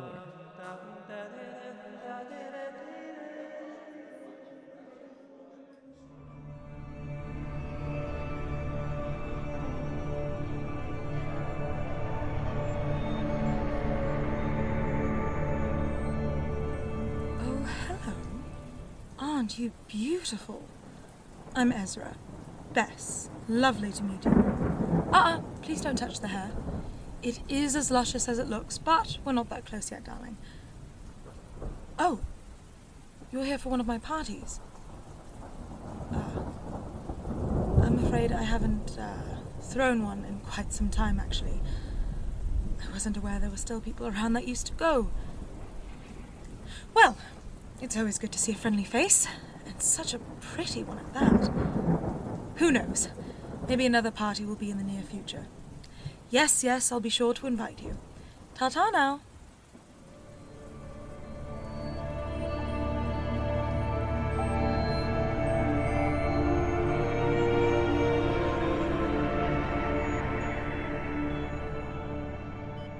And we're back.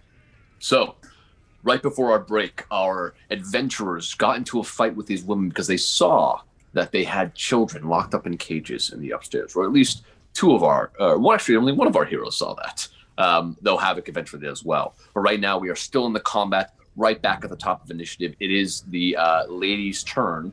So, Bella, who's downstairs, is going to turn to Ezra, who's standing right by Granny. He's going to reach out and place a hand on Ezra. I need Ezra to make a wisdom saving throw. Ooh, not good, Ezra. I think that's a 5. So as Bella puts a hand over towards Ezra, suddenly this dark black and greenish energy begins to course out of her hand and lands on Ezra's shoulder, begins to spread all around Ezra. As Ezra tries to shake it off, it just continues to envelop her whole body and then kind of soak in. Ezra doesn't really know what's going on for a moment. As she's kind of he is wondering what's going on, Granny is going to point, and I need Ezra to make a wisdom saving throw at disadvantage. Oh no! Haha, natural 1. So, as Ezra looks over towards Granny, suddenly his eyes go wide as he starts to turn slowly into a turtle on the ground. Man, they like turtles. And as a bonus action, Granny's just going to pick up Ezra. Okay. And that's it for them. And then Afalia, who's upstairs, just got hit by you, Havoc. Looking back at you, Looking back to you, she kind of sneers, and as she does so, her form begins to shift. What was this wrinkled older woman, suddenly her neck begins to crink out a little bit further. You hear this unnatural kind of like click as her bones extend. Her limbs start to grow. She starts to grow in the space. It almost feels like the space is getting darker all around as this is happening. And suddenly you see, standing before you, a hag in her full hag form. Sorry, my notes aren't pulling up, so you gotta just give me a moment. Full hag form. Full hag form. While you're doing that, can anyone hear me? Hear me? Yeah. Yeah. They like turtles. Oh. Can you guys hear Aerith?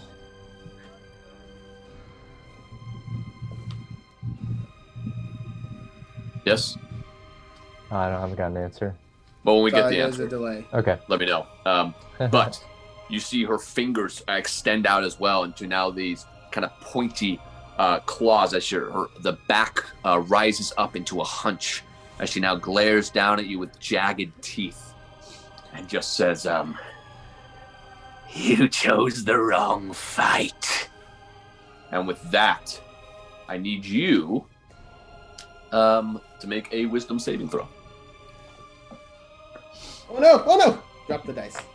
Dear goodness. Natural 20 plus 4, 24, nat 20! Gotcha. She reaches out towards you and you start to feel your body beginning to seize up, but you shake it off and you're still there and ready. And that is going to be their turn. So Stiki, it is over to you. You're on the second floor. You kind of hear all this commotion going on. What would you like to do? Well, I was booking it to towards where the rest of the party was. So you're going to the third floor? Yup. Gotcha. As you ascend the stairs, you see standing just at the top of it, this creature that looks incredibly different from anything you've seen thus far.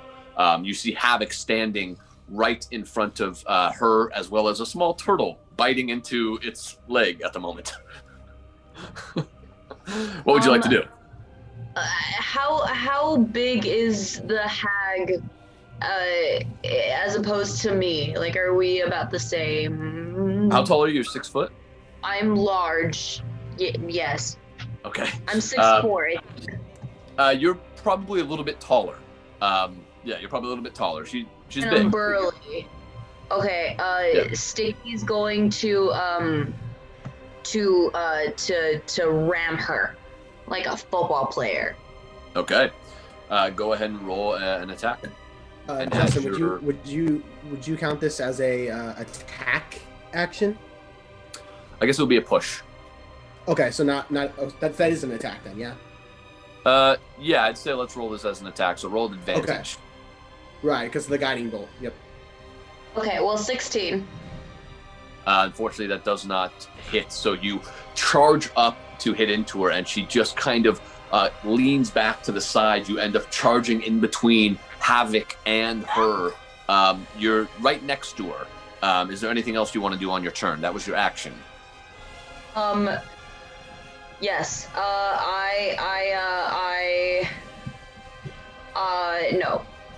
No, that's what I do. Okay, so if I'm between Havok and the hag, am I like against a wall? Yeah, so basically she was up against the wall. Havok was right in front. You kind of ended up charging through them, and now you're just right next to her by the wall. Okay. Stiki, I guess, runs into the wall, and like he goes, ow, and then he turns around and goes, "What happened? What is going on?" I don't know, but I'm angry. Gotcha. That's fair. Where is Aerith? Kid's in the closet. Don't know. With that, we're over to Ezra. So Ezra is currently a turtle. Yeah. Being held by Granny. Gonna try and bite Granny. Roll to hit. What are the turtle stats? I just had him a second ago. Give me a moment. Okay, +0 to hit. Okay, roll the 16. So that misses. Ezra slowly, and Granny just kind of turns the turtle so that its mouth is a little bit further away, and that does not hit. Okay, that's what's got as a turtle. You win this time. All right. And with that, we are over to Aerith the turtle. Oh my gosh, oh my gosh. Get her, buddy.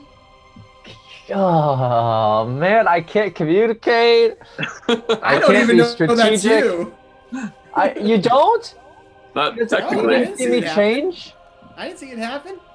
He said he was in the same room. She said she was training her eye on. Yeah, she made a big point of training her eye the whole time. You told me to keep my eye on her. Oh my Just one eye. Look back. Oh, that's fair. Oh, stupid. Stupid Havok. Rolled natural 1 to bite this lady's toe again. Gotcha. So you kind of rear back your turtle head and go down to bite, and you're just kind of gnawing on her boot. You didn't break the leather at this point, so you're just kind of chewing on the leather. All right, it's tasty. It does actually. It's pretty good. With that, we are over to Havok, and then it will be Newton.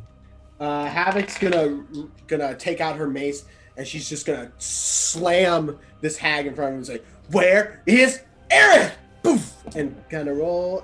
That is going to be okay. I'm gonna use my Cardic Inspiration on this because I don't think that's enough. 4. I roll a natural 13, so that's 17 plus 3, dirty 20. That does hit. Roll damage. All right, that's going to be 7 bludgeoning damage. Okay. Just right in the chest. Gotcha. Yeah, you slam your mace into her chest, and she kind of gasps as you do so. Not looking too hurt from the hits you guys are given. That's okay. I'm just going to keep on trekking. All right. With that, we are back to you, Newton. So, Newton, you ran upstairs to the second floor. What are you doing?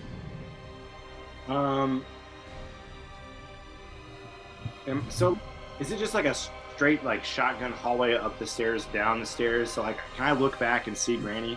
No, they're kind of curved stairs, so they kind of go up in a circle. So, you do not see Granny at the moment. So, I don't know. I don't Granny just. You don't know what happened to Ezra. That's not something you're aware of. Okay. So I continue up the stairs, but my hex only works on Granny because it's just on her. So, what are you doing? What's that? What are you doing, Newton? I need to move. I'm gonna turn around. I'm gonna go back down the stairs. Okay. You start to head back down. You don't see Ezra anywhere. You see a turtle being held by Granny. I'm like,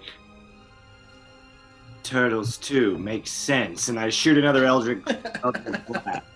All right, go and roll the hit. The turtles are in on this. It's a 23. Definitely hits. Roll damage. It's going to be 13 points of damage. Okay.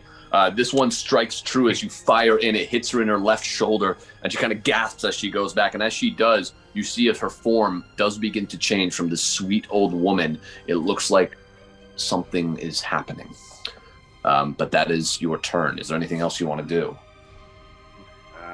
I'm gonna hide back up the stairs. Okay, you make your way right back up the stairs, and that is your turn. It's over to Arena. So Arena, kind of standing there, seeing what just happened to Ezra, is going to try and swing once again. Oh boy! But she completely whiffs on this one, and just kind of stumbles back, looking at both of them as they start to cackle. You hear this laughter coming from downstairs.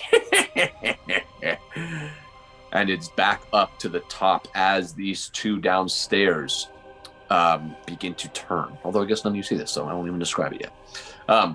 But they are...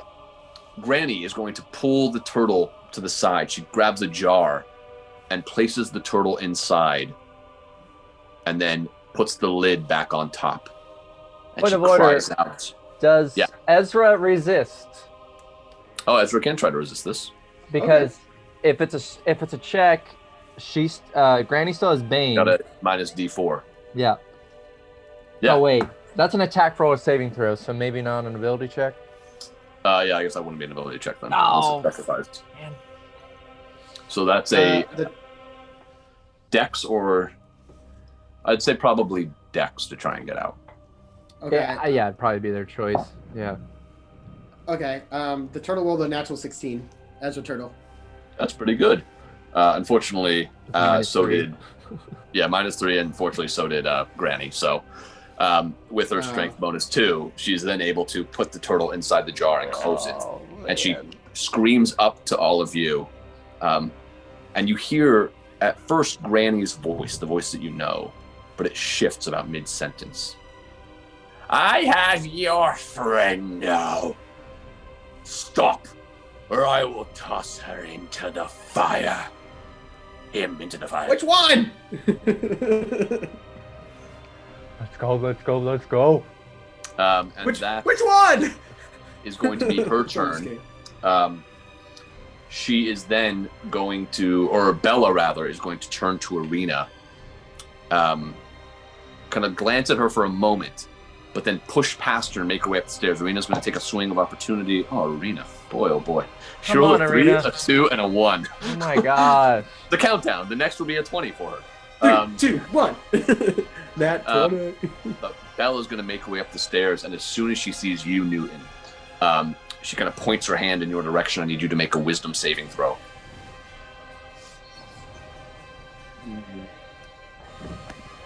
Okay. Come on, Newton. Come on, Newton. Wisdom is...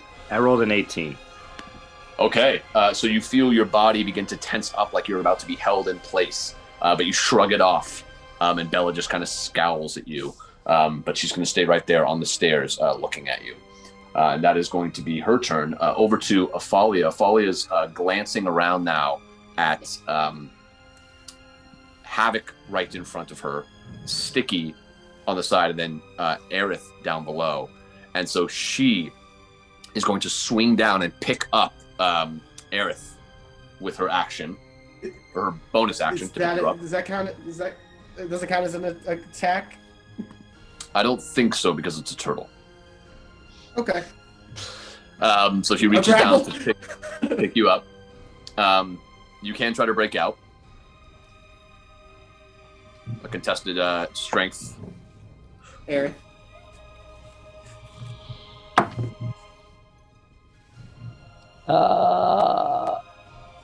Well, I rolled a 5, but it's a -4, so it's a 1. That's a real shame because she rolled a natural 4. But she is, with her strength modifier, which is fairly high. Yeah, it's pretty good.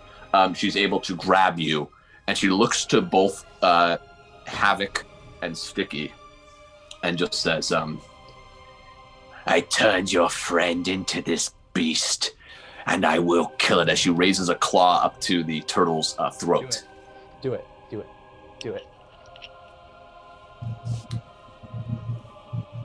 Do I believe her? You can make an insight check. I will, because I didn't see it happen, so I have no idea what's going on. Yep. I rolled a 6 insight. You don't really know. I don't believe you! How could you do that? And she's going to try to back down the stairs slowly, still holding the turtle. If she backs away from me, I'm hitting her. Okay, go and roll your opportunity attack. Okay. Stiki, you can take one too if you'd like. I would like. No, that's a 5. Okay, so you swing your mace and just kind of miss, and Stiki, you're taking an attack as well. Go ahead. I am. Can I cast blindness or deafness? Not as a reaction. You'd have to have Warcaster to do that. How far away am I from her? 5 feet as she's backing away. So you can pull out a sword and attack. That's pretty much all you can do with a reaction or an opportunity attack. Yeah, I pull out my greatsword. Okay, go ahead and roll to hit. I do still get advantage? No, that is over. Okay, well, I rolled a 16.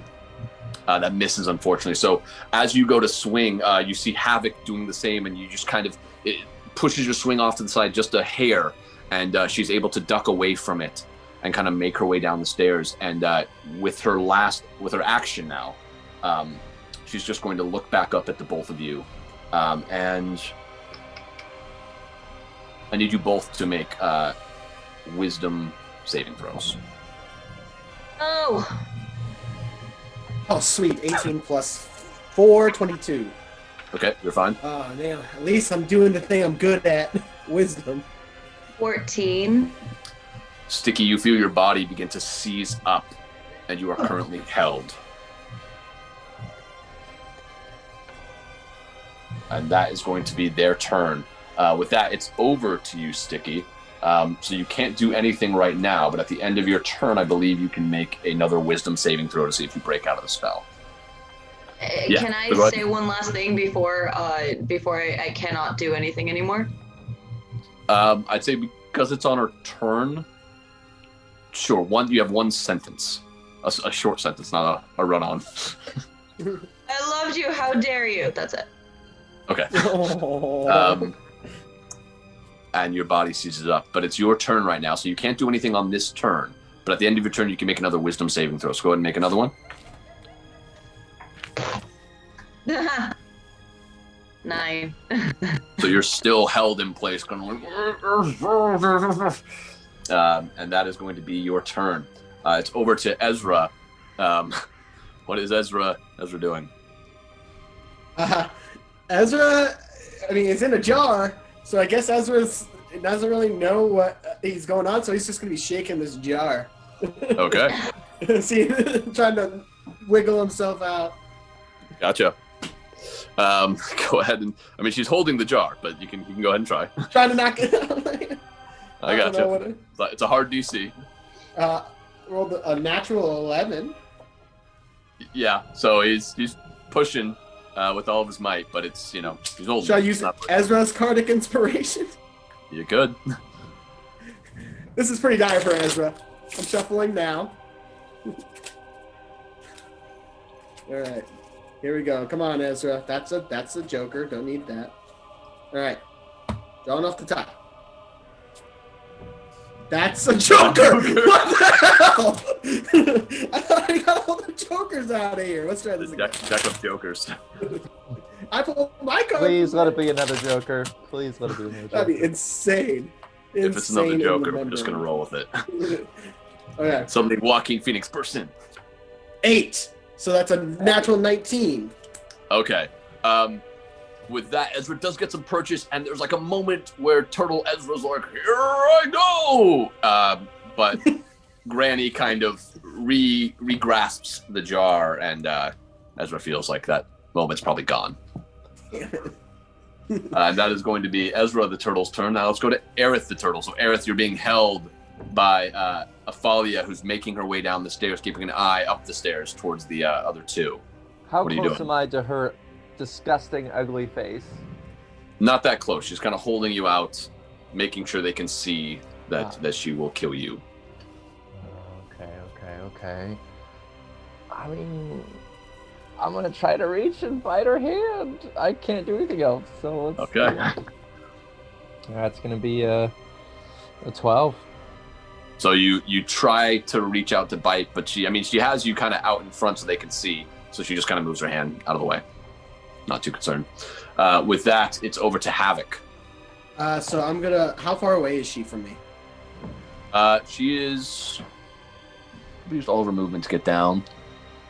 Let me see here.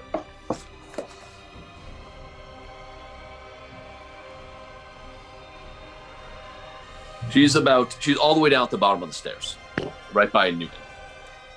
Okay. Right by Newton. 5 feet away from him. But in a spot where, because she's up against the wall, so she wouldn't be able to be flanked, if that's what you're hoping for. Okay. Okay. But yeah. What I'm gonna do, I am going to take out my crossbow and I'm gonna fire at her from where I'm at first. Okay. And Newton, you're up next, so you ready? That's gonna be a 21. Yeah, definitely hits. Okay. Why do you say that? Of course that hits. No, I was in my head to make sure that I was adding the right bonus. Oh, gotcha. That is going to be only 3 damage. Okay. It just kind of pierces, cuts through her shoulder. She doesn't even react to it. And then I'm going to look to her and say, as I kind of stride down the stairs, get your ass back here. And I'm going to cast as a bonus action, Compelled Duel. Okay. DC 12 Wisdom save. Gotcha. Probably not going to work, but... Yeah, she succeeds, unfortunately. Yeah. So she just kind of... Do you think you have any power here? No, it hasn't worked yet. With that, we're over to Newton, and then we'll be back at Arena. So, if I'm right, I have a different witch, the Bella Witch, who I have not been attacking in front of me, correct? Yep, you have her right up the stairs. So they are they flanking you? No, they're not. But yeah, she's right there, and then you kind of noticed this other hag coming down. And now that you see her as she kind of made her way to the top of the stairs, I should have done this a moment ago, and she came up after you. But you see that she has kind of let go of the woman's figure that she had before. And you see this blue-skinned creature with the skin is so tight around her bones. You see these gnarled yellow teeth and these black horns that are just across this matted black hair that has blood and bones strewn throughout. So I'm being pinched between these two witches, basically. Kind of. Okay. But you're not flanked, so they wouldn't get advantage on an attack. Okay. There's no other doors around me, right? You'd have to get past them, or you could always go out the window.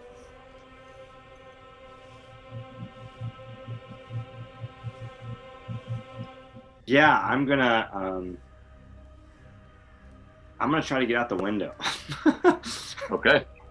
You see a window right next to you. You start to go towards it. As you do, she is going to take an opportunity attack against you.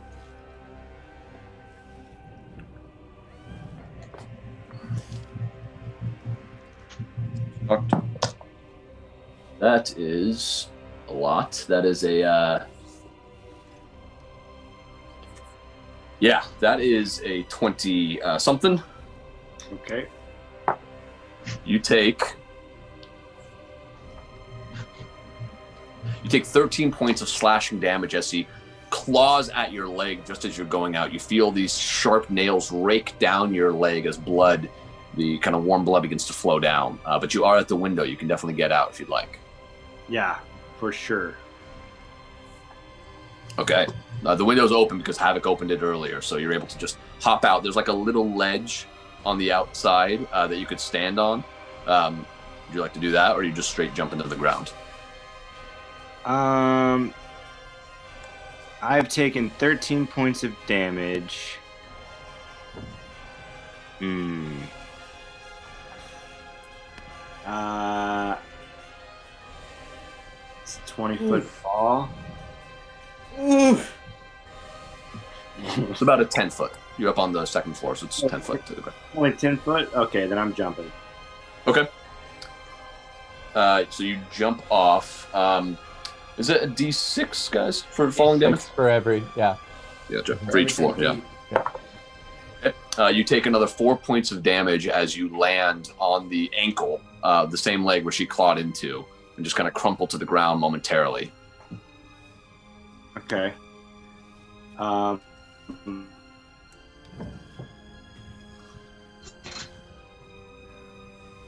We lost you, dude.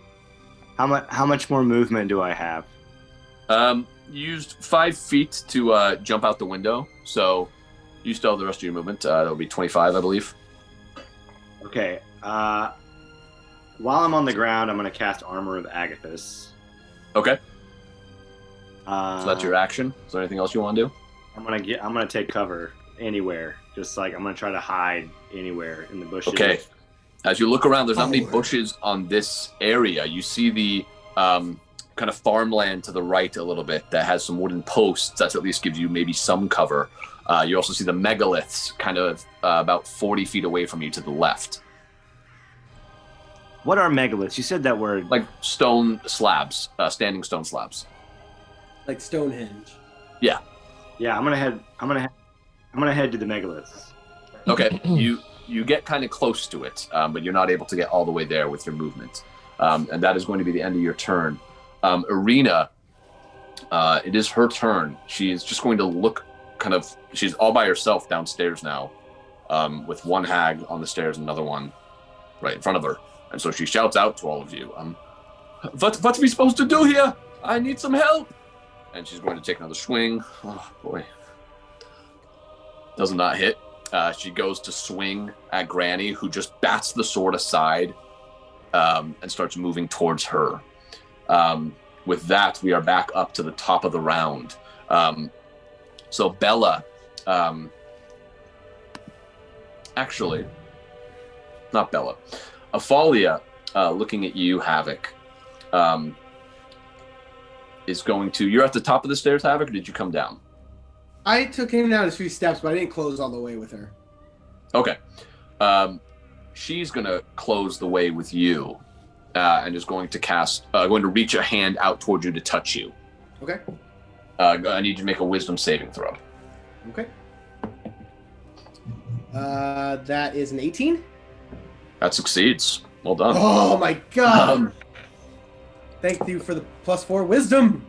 She kind of curses to herself, and then starts making her way away from you, so you can't take an opportunity attack. I'll say to her, do you think you have any power here? Okay. Swing with the mace. Gotcha. Go for it.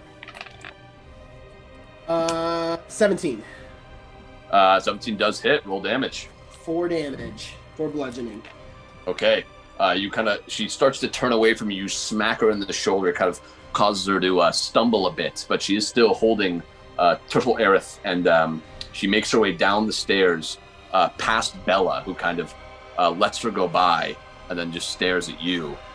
And she's going to point at you, and you watch as thunderous lightning energy begins to form in her hand. And she's going to point it in your direction. I need you now to make a dexterity saving throw. Not as good for me. That is way less good. Okay. 11. Okay. a bolt of lightning shoots out of her hands in your direction. You feel it pierce you right in the chest. You take...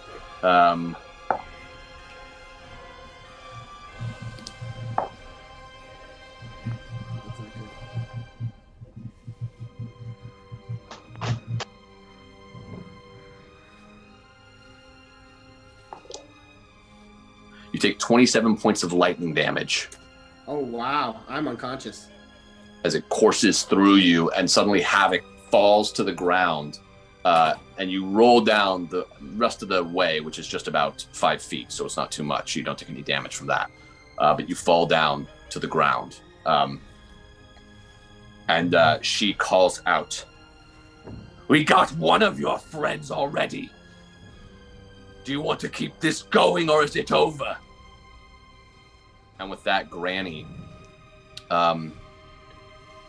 is going to point towards Arena and cast a spell in her direction. This green energy begins to form in her hand, and suddenly it kind of flows out. These like almost snake-like tendrils reaching towards her. Oh, buddy, that's cocked.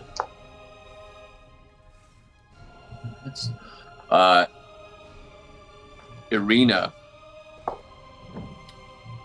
screams out in agony. She's still up, but she screams. And as she does so, a lightning bolt, you see this, Newton, scatters through the sky down into the ground by the windmill. It flashes, illuminates the whole day, which has turned into this dark, rainy, overcast day. But that is going to be their turn. Stiki, it is your turn. Okay. Is it another wisdom saving throw? Yes, because you are held, so go ahead and make another wisdom saving throw. 15. Wait, 18. Okay, with that, you feel movement return back to your body. You can't do anything on this turn. Yeah, that was your turn to get out of it, but you are now able to move again. With that, we're over to Ezra. Ezra's gonna just keep shaking this jar, because that's all Ezra can do.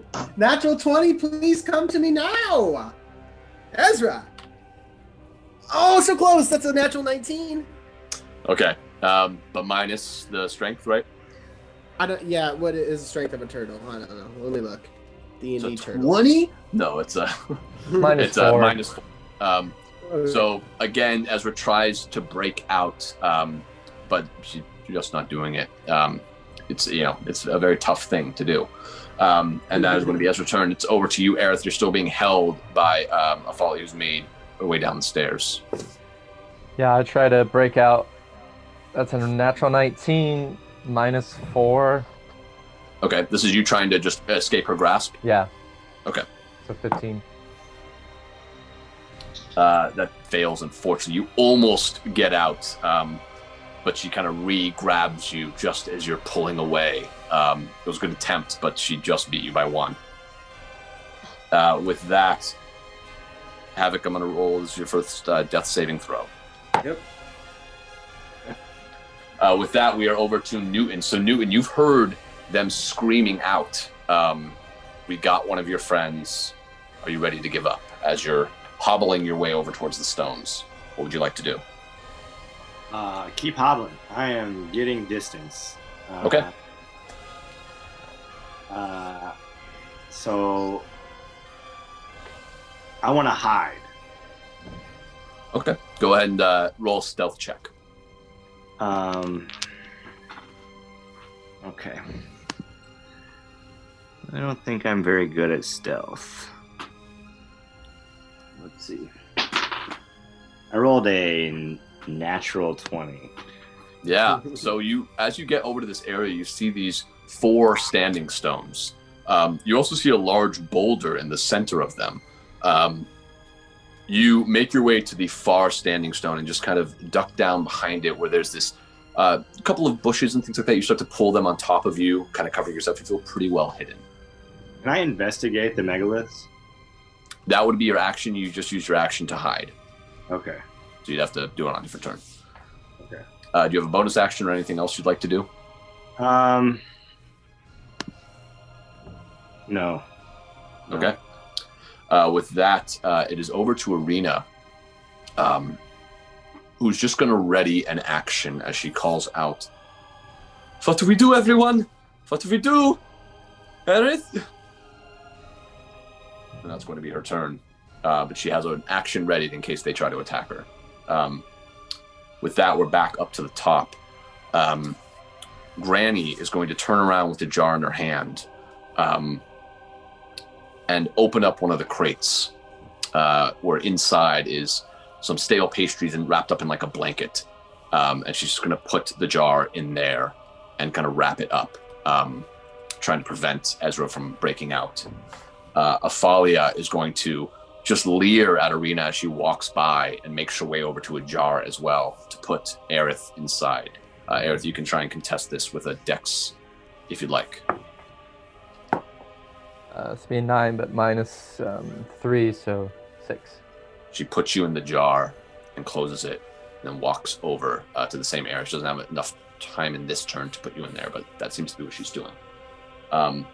Afalia is going to make her way over to Havok on the ground and bring her claws right up to Havok's neck. Havok, you're kind of fading in and out of consciousness. You can kind of see for a brief moment these claws right by your neck and kind of feel a little piercing. And she's going to call up to you, Stiki, and just say, "Throw down your weapons or I'll kill your friend." And that's going to be her turn. Is there anything else? Actually, it's over to you, Stiki. What would you like to do? Nice.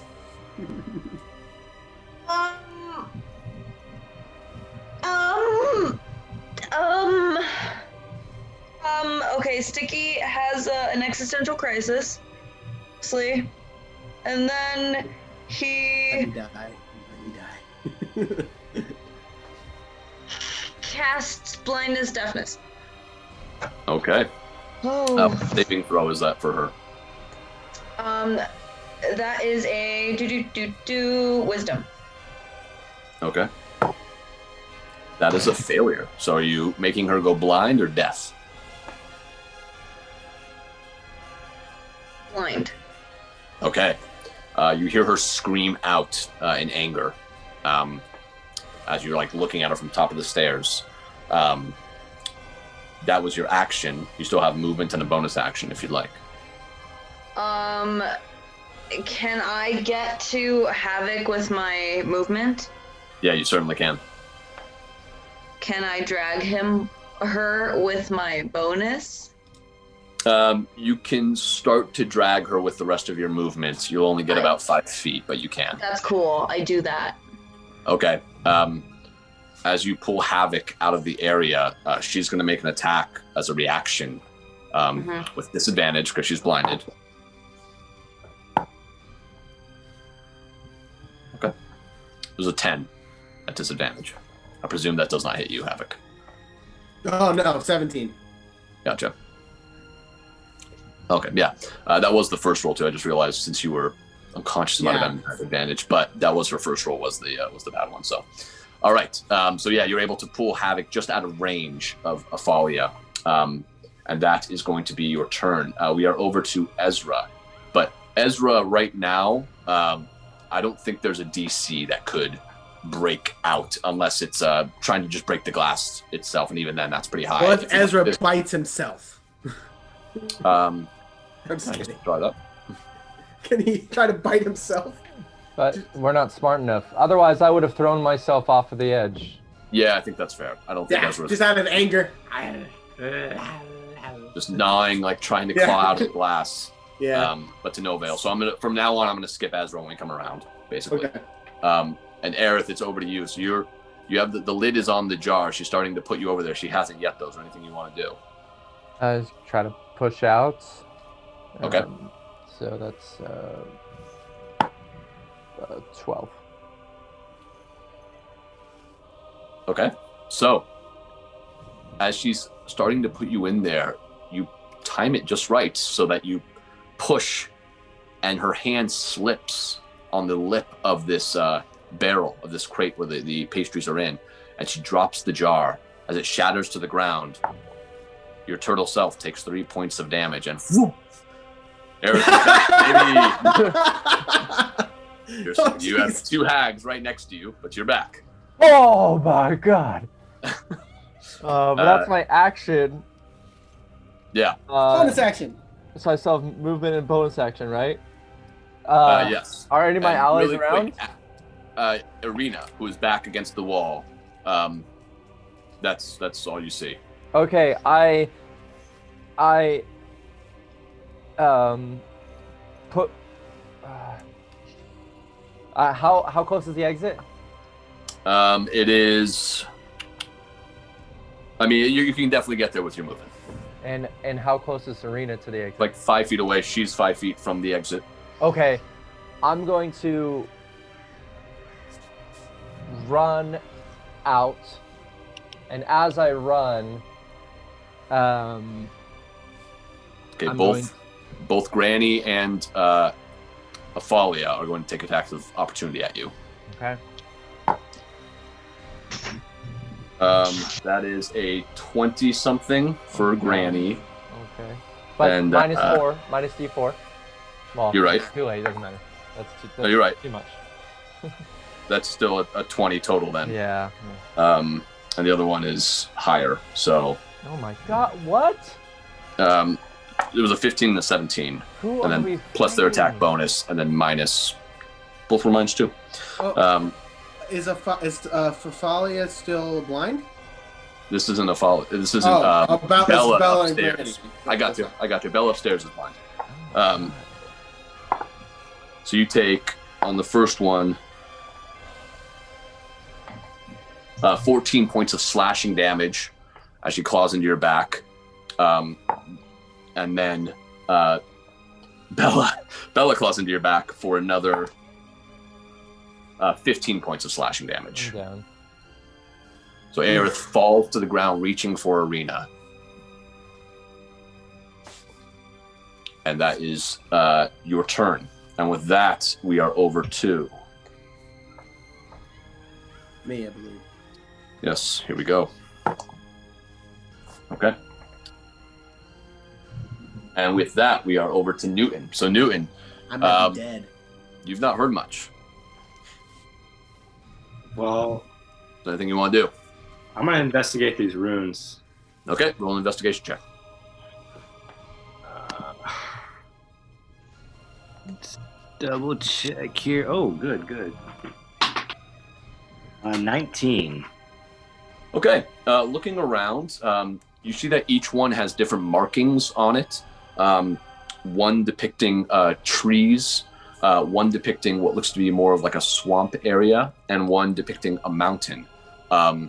The other one has some writing on it that you can't interpret. It doesn't make sense to you.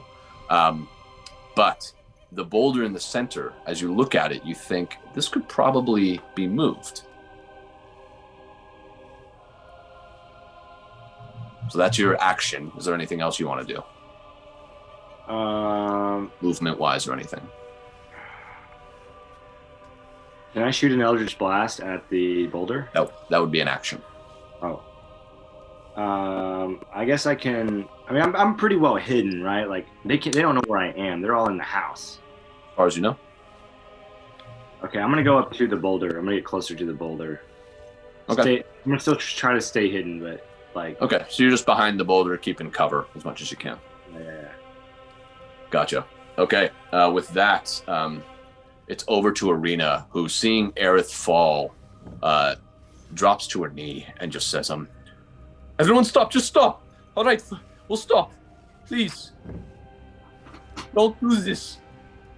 And she's just trying to persuade them. Wow, Arena, you champ. And that is going to be her turn. With that, it's back up to them.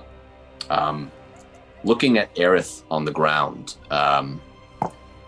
Granny is going to walk up to Arena and say, "Go upstairs The manacles. Put them on. And she's going to lean down over Aerith, pull out a potion that she pours into your mouth, Aerith. You get 2 points of health back as you blink your eyes open and you see Granny over you. And she just says to you, "One false move, and I'll slit your throat." That's going to be her turn. Stiki, does a Folly... the names. Does a Folly get to make another saving throw at the end of her turn for blindness? Yes. Okay, so she's not really doing anything. That time she rolled a lot higher. What is your saving throw? DC? 12.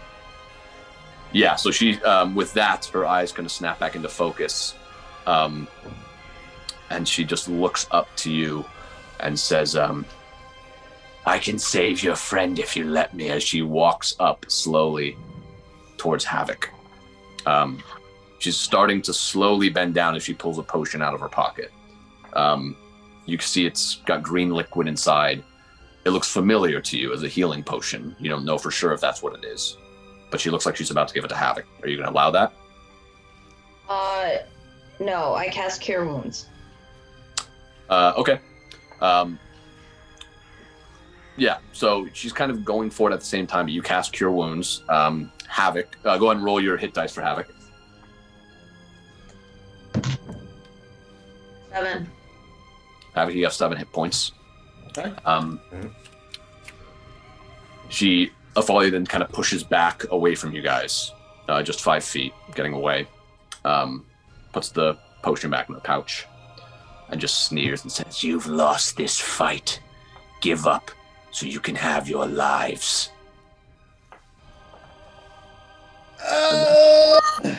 Going to be her turn. So Stiki, you just did your action. Is there anything else you want to do on your turn, Stiki? Stiki responds, "You're evil. We're not gonna give up." That's it. That's all he does. Okay. Aerith, it's back to you. You're on the ground with Granny kind of over you with her claws up, ready to attack you. What do you want to do? I don't say anything. Okay. Havoc, it's over to you. I'll stand up and I'll say,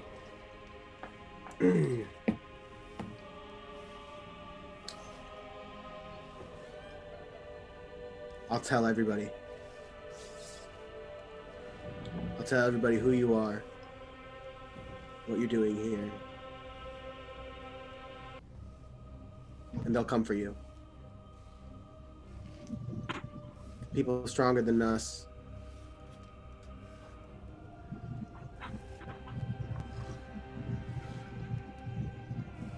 He just starts laughing. Newton, it's back over to you.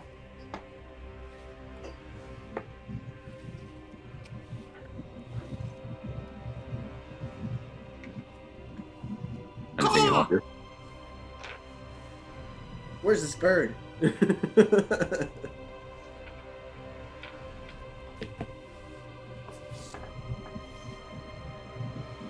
Newton, is there anything you want to do? Oh, I'm sorry. I didn't hear the transfer of turns. That's good.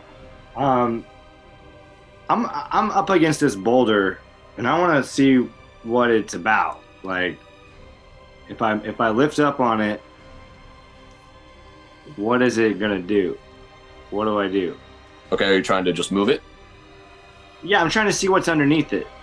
Okay, go ahead and make a athletics check. I don't want to do athletics. Rolled a natural 20. 20. Woo! Nat Wow. 20! Okay, with that, you are able to push this boulder over. It makes a fair amount of sound as you do so. But you push it over. You see an opening with stairs leading down into the ground. But it's very dark in there, so you cannot see. And the boulder rolls all the way crushes into the windmill and they all die, right? Yeah. Yes! Good work, Newton. Knew that was your plan all along, buddy. I'm gonna go down. I'm gonna go down. Okay. Yeah. You start to head down. It's pitch black. You can't see. I have light. Where? As a cantrip, I can do light. So that was your action to move the boulders, so you could cast that. I believe it's an action, if I'm not mistaken, to cast light. Let me know if I'm wrong.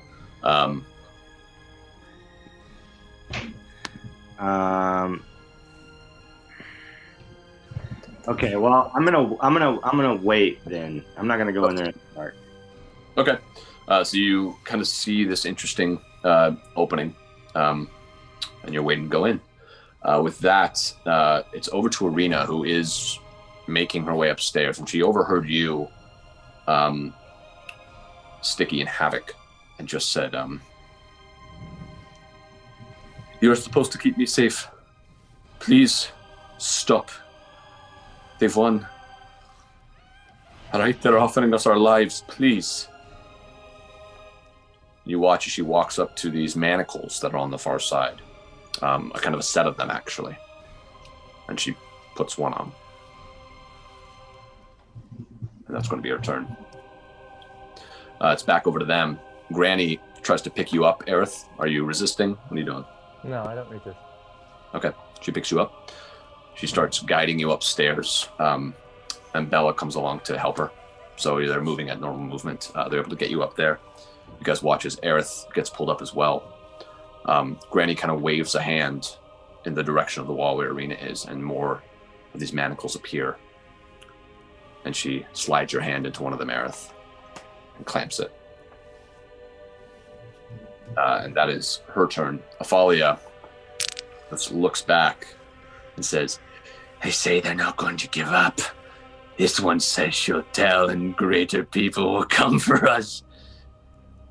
You know, many of them know what we do to their children. They give them to us anyway. Willingly." And that's going to be her turn. Stiki, it's over to you.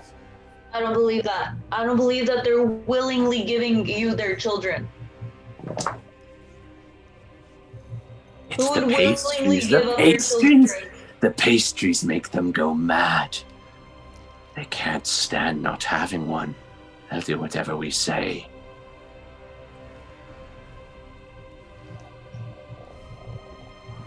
So guys, we're going to go out of initiative right now, unless one of you declares I'm attacking again. Gotcha? So we're out of initiative right now. I'm not attacking. Granny turns to you two and just says, as Bella continues to padlock Aerith's other wrist, as well as Irina's, Granny just says, "Come. We don't want to kill you. Perhaps we can make a deal. You can have those children upstairs. They mean nothing to us. Let's make a deal so you can walk away and we don't have to worry about you." What kind of deal?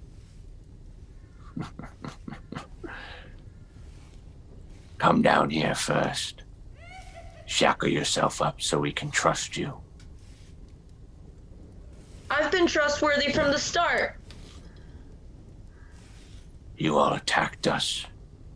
Charged upstairs. You gave us no other...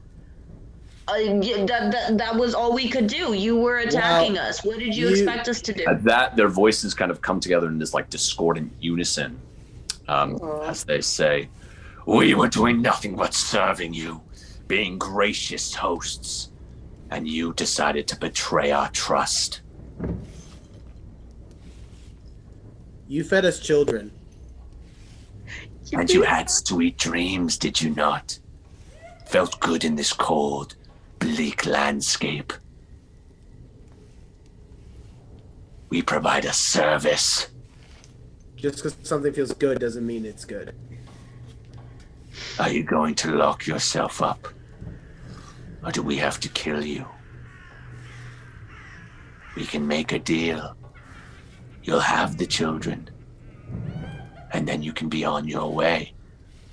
So, can I like cast light now and walk in? I'm gonna Newton, I'm gonna get to you. Okay. Yeah, I very much remember.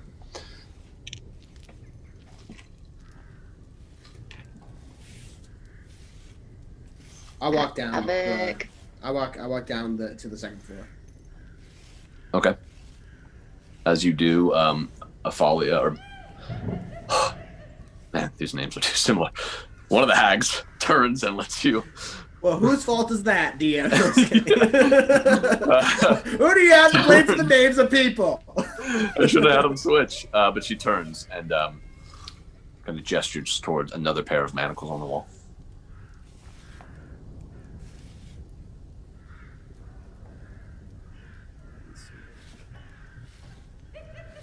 Do you put yourself in? Yeah. Okay. Bella then starts to lock you up. Last one, Stiki. For you and your friend when we find him. Oh, you mean the one who ran away? He's probably long gone. I have no faith in that guy whatsoever. I fear you may be right. Quite a coward to abandon his friends. I wouldn't say coward. I would say more like very smart. Oh yeah, I'm not that. Gestures to another pair of manacles on the wall.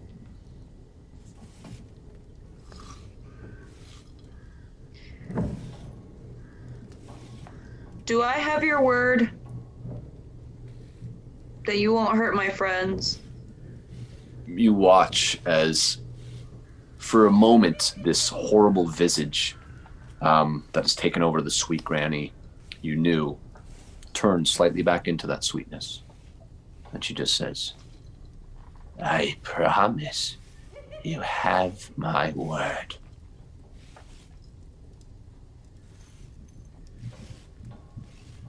Okay. And then he okay. So while you're getting your manacles locked in, over to you, Newton. What are you casting light on? My hand. It's just like a light hand. Gotcha.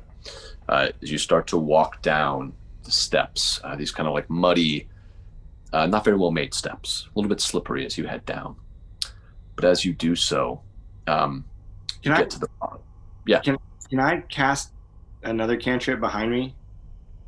Light. Yeah, you can. So I'd like to cast Minor Illusion. Okay. Over the hole that I just walked in. Okay. What is the illusion? The illusion is a tome. A tome? Yes, like a book? like a stone slab over the cover. Sure. And I want it to have abysmal, maybe not abysmal. I want it to have. So it can't be larger than a 5-foot cube, so you know. That's fine. How big is the entrance? Like a 10-foot opening. Oh. Still, I want there to be like I'll just have it look standing. I'll have it standing. And it'll have all of this abysmal writing on it. Abyssal writing? Abyssal writing. Gotcha. But it's almost like the abyssal is very, very jumbled. Okay. So, it appears behind you. Okay, and then I keep walking down the.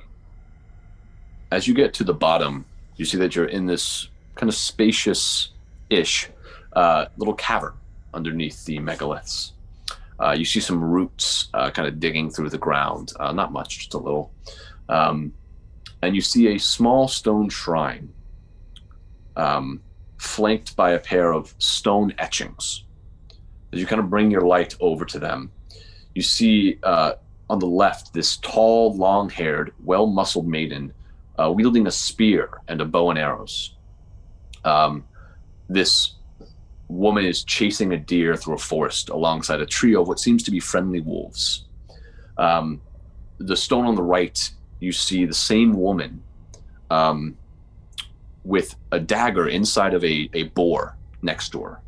And it looks like she cut open the boar. She's holding the heart and taking a bite out of it. You see this blood-stained stone dagger that is in the boar. And then behind the altar, you see a half-rotted tapestry depicting a trio of old crones, one of whom resembles the same woman you see in the etchings. The second woman you see has short raven-like hair, and the third has sharp angled cheeks and long flowing black hair. They all wear ragged tunics of leathers and rough cloth. You also see words on the front of the altar, but you can't read them. Okay. So they're not in any of the language I know? No. Okay.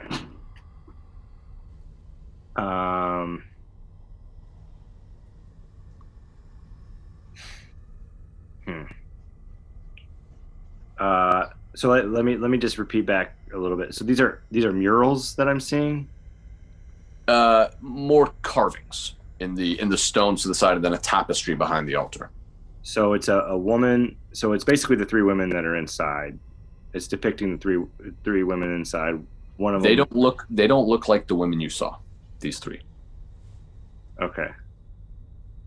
Could be. Maybe they just changed the appearance, but they don't look like the ones you saw. Can I approach the altar? Sure. As you walk up to the altar, you see on top of it is a bowl. You see inside the bowl is a stone dagger. I'm going to pick up the dagger. Okay, you pick it up. I'm going to cut my hand. Okay, you cut your hand. And then it hurts. You take deep. 3 points of damage. Okay, and then I'm going to let my blood go into the bowl. Okay, you do so. Drips. Kind of echoes in the cavern, but nothing happens.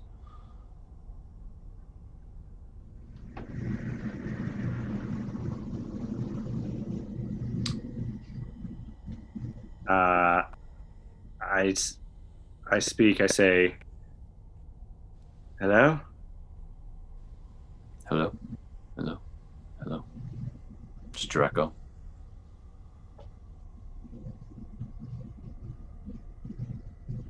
I'm befuddled. Can I do like a history check or something? I'd say make a general intelligence check. Intelligence check. Okay. Oh, where are you? Intelligence. 10. It's just something. I mean, you're in a foreign land that you knew nothing about before you got here. So even as you kind of rack anything, history, arcana, anything like that, none of it seems to add up. But as you're sitting there puzzled, back into the windmill we go, and as you, Stiki, get your hand clamped into the restraints, Granny turns to the other two and says, "You, go find the other one. You, bring the kids down." Then she turns and looks at all of you, and as she does, the room darkens. "So, you want to get out of here alive? I don't want to kill you. If you want the kids, you can have the kids. If we make a deal." What kind of deal? A kind of deal that allows you to walk free. Who wants to go first? Are we each pitching? Are we each pitching here? Some kind of like 3 proposal of kids, sorts? 3 separate deals.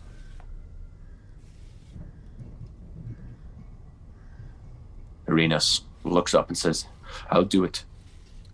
I will make a deal. And she says, not you. Get up.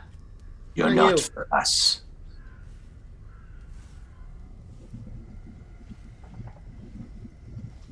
Who wants to go first? As she says that, Bella walks down the stairs holding one of the crates and puts it down. You see a little boy inside, blonde hair, pretty determined eyes as he looks out at all of you as she heads back upstairs. How do we know you'll keep your end of the deal? Like I said, I don't want to kill you. I suppose you don't know that. But if I want to kill you, I could do it right now. I'm offering you a chance to walk away from this. And you get your kids. You get to be heroes.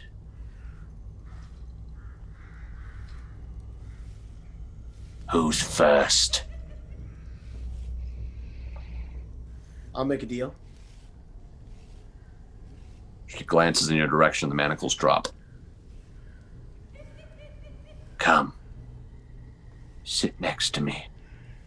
Or rather, in front of me. I do. And as you do, a little table kind of comes out of the ground. It's a black cloth over it. She starts to look at you up and down. Kind of sniffs you for a moment.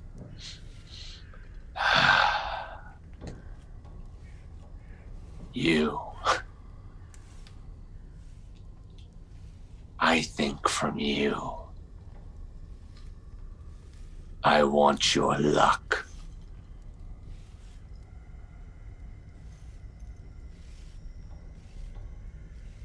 You got it, because I don't got any. Okay. She reaches her hand out to you. Place your arms under mine, dear.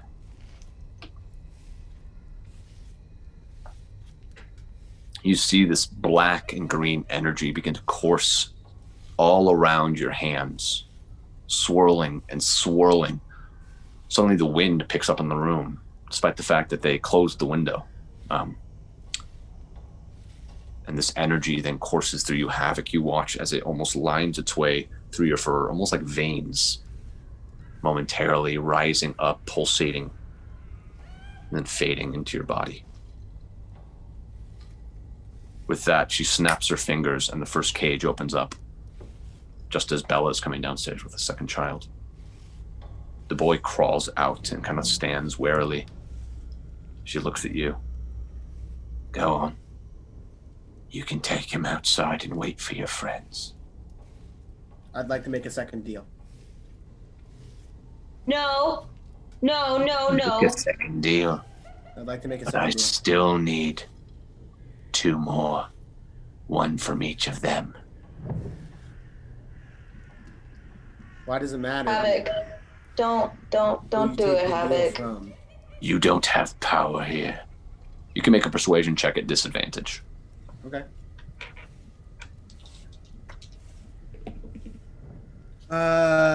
Disadvantage, not great. That's gonna be 9. You have no power here. Take the boy and go outside. I'll see you out there, Havok. And Aerith, spits out some blood and I'm damned anyway. I'll make your deal. Perfect. She snaps her fingers and you drop. Come. I take the boy outside. Gotcha.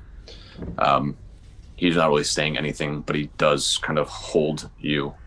And as soon as you step outside, he just says, "Thank you," and just starts crying. Oh, I kind of hold them tightly, but I'm not looking at them. Just kind of hold them. Gotcha.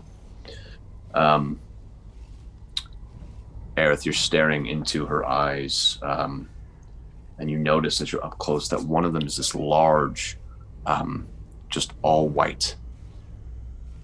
The other one is kind of beady as it stares at you. You can see she's wearing a necklace with a little skull on one end.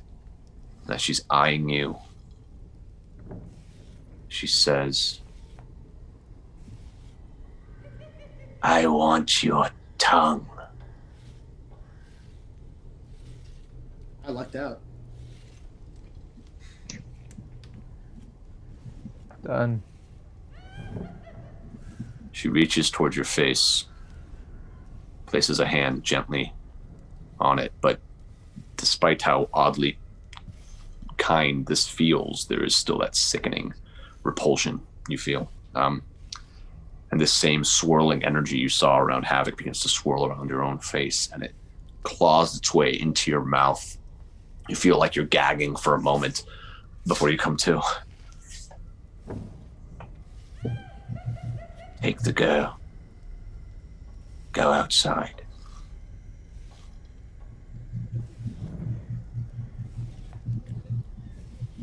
This little girl with red hair, as the gate, or her gate opens, goes up to you and grabs your hand. Aerith walks out. As you reach the bottom of the stairs, Athalia turns to you, hands you a jar with a turtle inside. Says, "Don't forget your friend." Before you grab it, she says, "This could have gone a lot worse for you. Don't come back." Hands you the jar. Take it. Stiki. Her neck kind of cracks as suddenly her form shifts back into Granny. Come on, dearie. One last deal, and then you all get to go. You can still keep those pastries if you like. I don't want your pastries. All this time? What can I say, darling? I got to do what I've got to do. You can do better. You can. Are you ready to make a deal, Stiki? You promise you're letting everybody go. You've seen 4 people walk out of here already. Did Arena walk out? No, she's still up there. As Bella comes down with the last crate, you see a little boy who's not even, just showing no emotion as he's looking out towards you.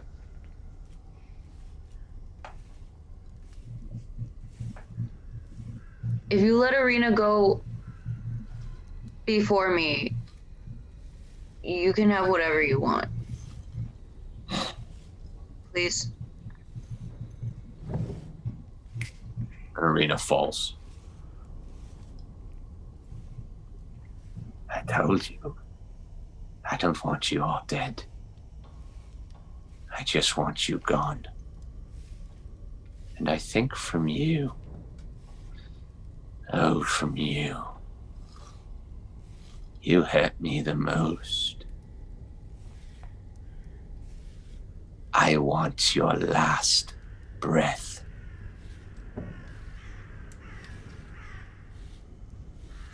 I'm sorry, what?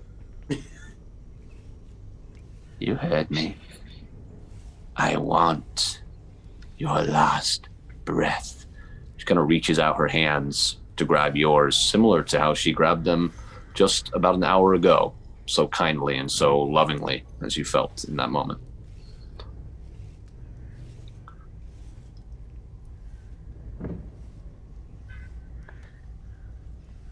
And then you go. Do you agree? If it'll save a kid, yeah, and my friends, I trusted you. It didn't have to be this way. She kind of grabs your hands, and that same energy that you saw swirling around your friends makes its way up your arms towards your lungs, and you take this deep inhale. You feel like you're drowning for a moment. And then you exhale. You're breathing. And the cage opens. And this little boy with dark black hair, kind of pulled down or like folded down over his eye, walks out, just walks up to you, looks up at you.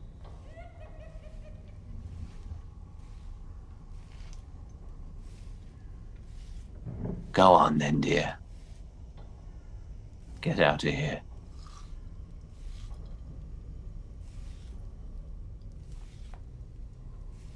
Okay, let's go, I guess. You walk downstairs. Sorry. You walk downstairs, head out into the rain where you see Irina, Aerith, Havok, holding the hands of these children. The door closes behind you. In the distance, you hear the caw of a raven. And that's where we're going to end today. What the fuck? What? Oh man, that was a rough time, guys. That was a rough time. Some bad rolls. We're all cursed. We're all cursed. Except Seth! Except for... yeah! Screw you, Seth! I was like... Screw you, Seth! I wasn't going to take these bees 2-on-1. No way. You jumped out a window, Seth! I lost half my life. I could have just ran. Part of me, a small part of me, wanted that cut of that dagger to put you unconscious in this. I actually really in this dome by yourself. As that 3 went out, I was like, oh boy, if he goes unconscious, no one knows where he is. I mean, they don't. No. A small part of me, but I forgive you. Well, All right. I'll never forgive Newton. Well, thank you for tuning into a darker episode of Ravenloft. But the children are saved. The adventurers are out of the Windmill. And we'll see what happens next time and what these mysterious deals they made, what implications they might have in the future. So from all of us here at Character Player, good night. Hello, this is Mark Kopitzke or Aerith Gaad. Ravenloft alternates every week with our stellar fantasy homebrew campaign, Fragments of Eldoria. Come aboard at 7:30 p.m. Pacific on Twitch, and check out our other shows like Inside Check, 1 Hour One Shot, Monsters Lab, and more, all here on Character Player.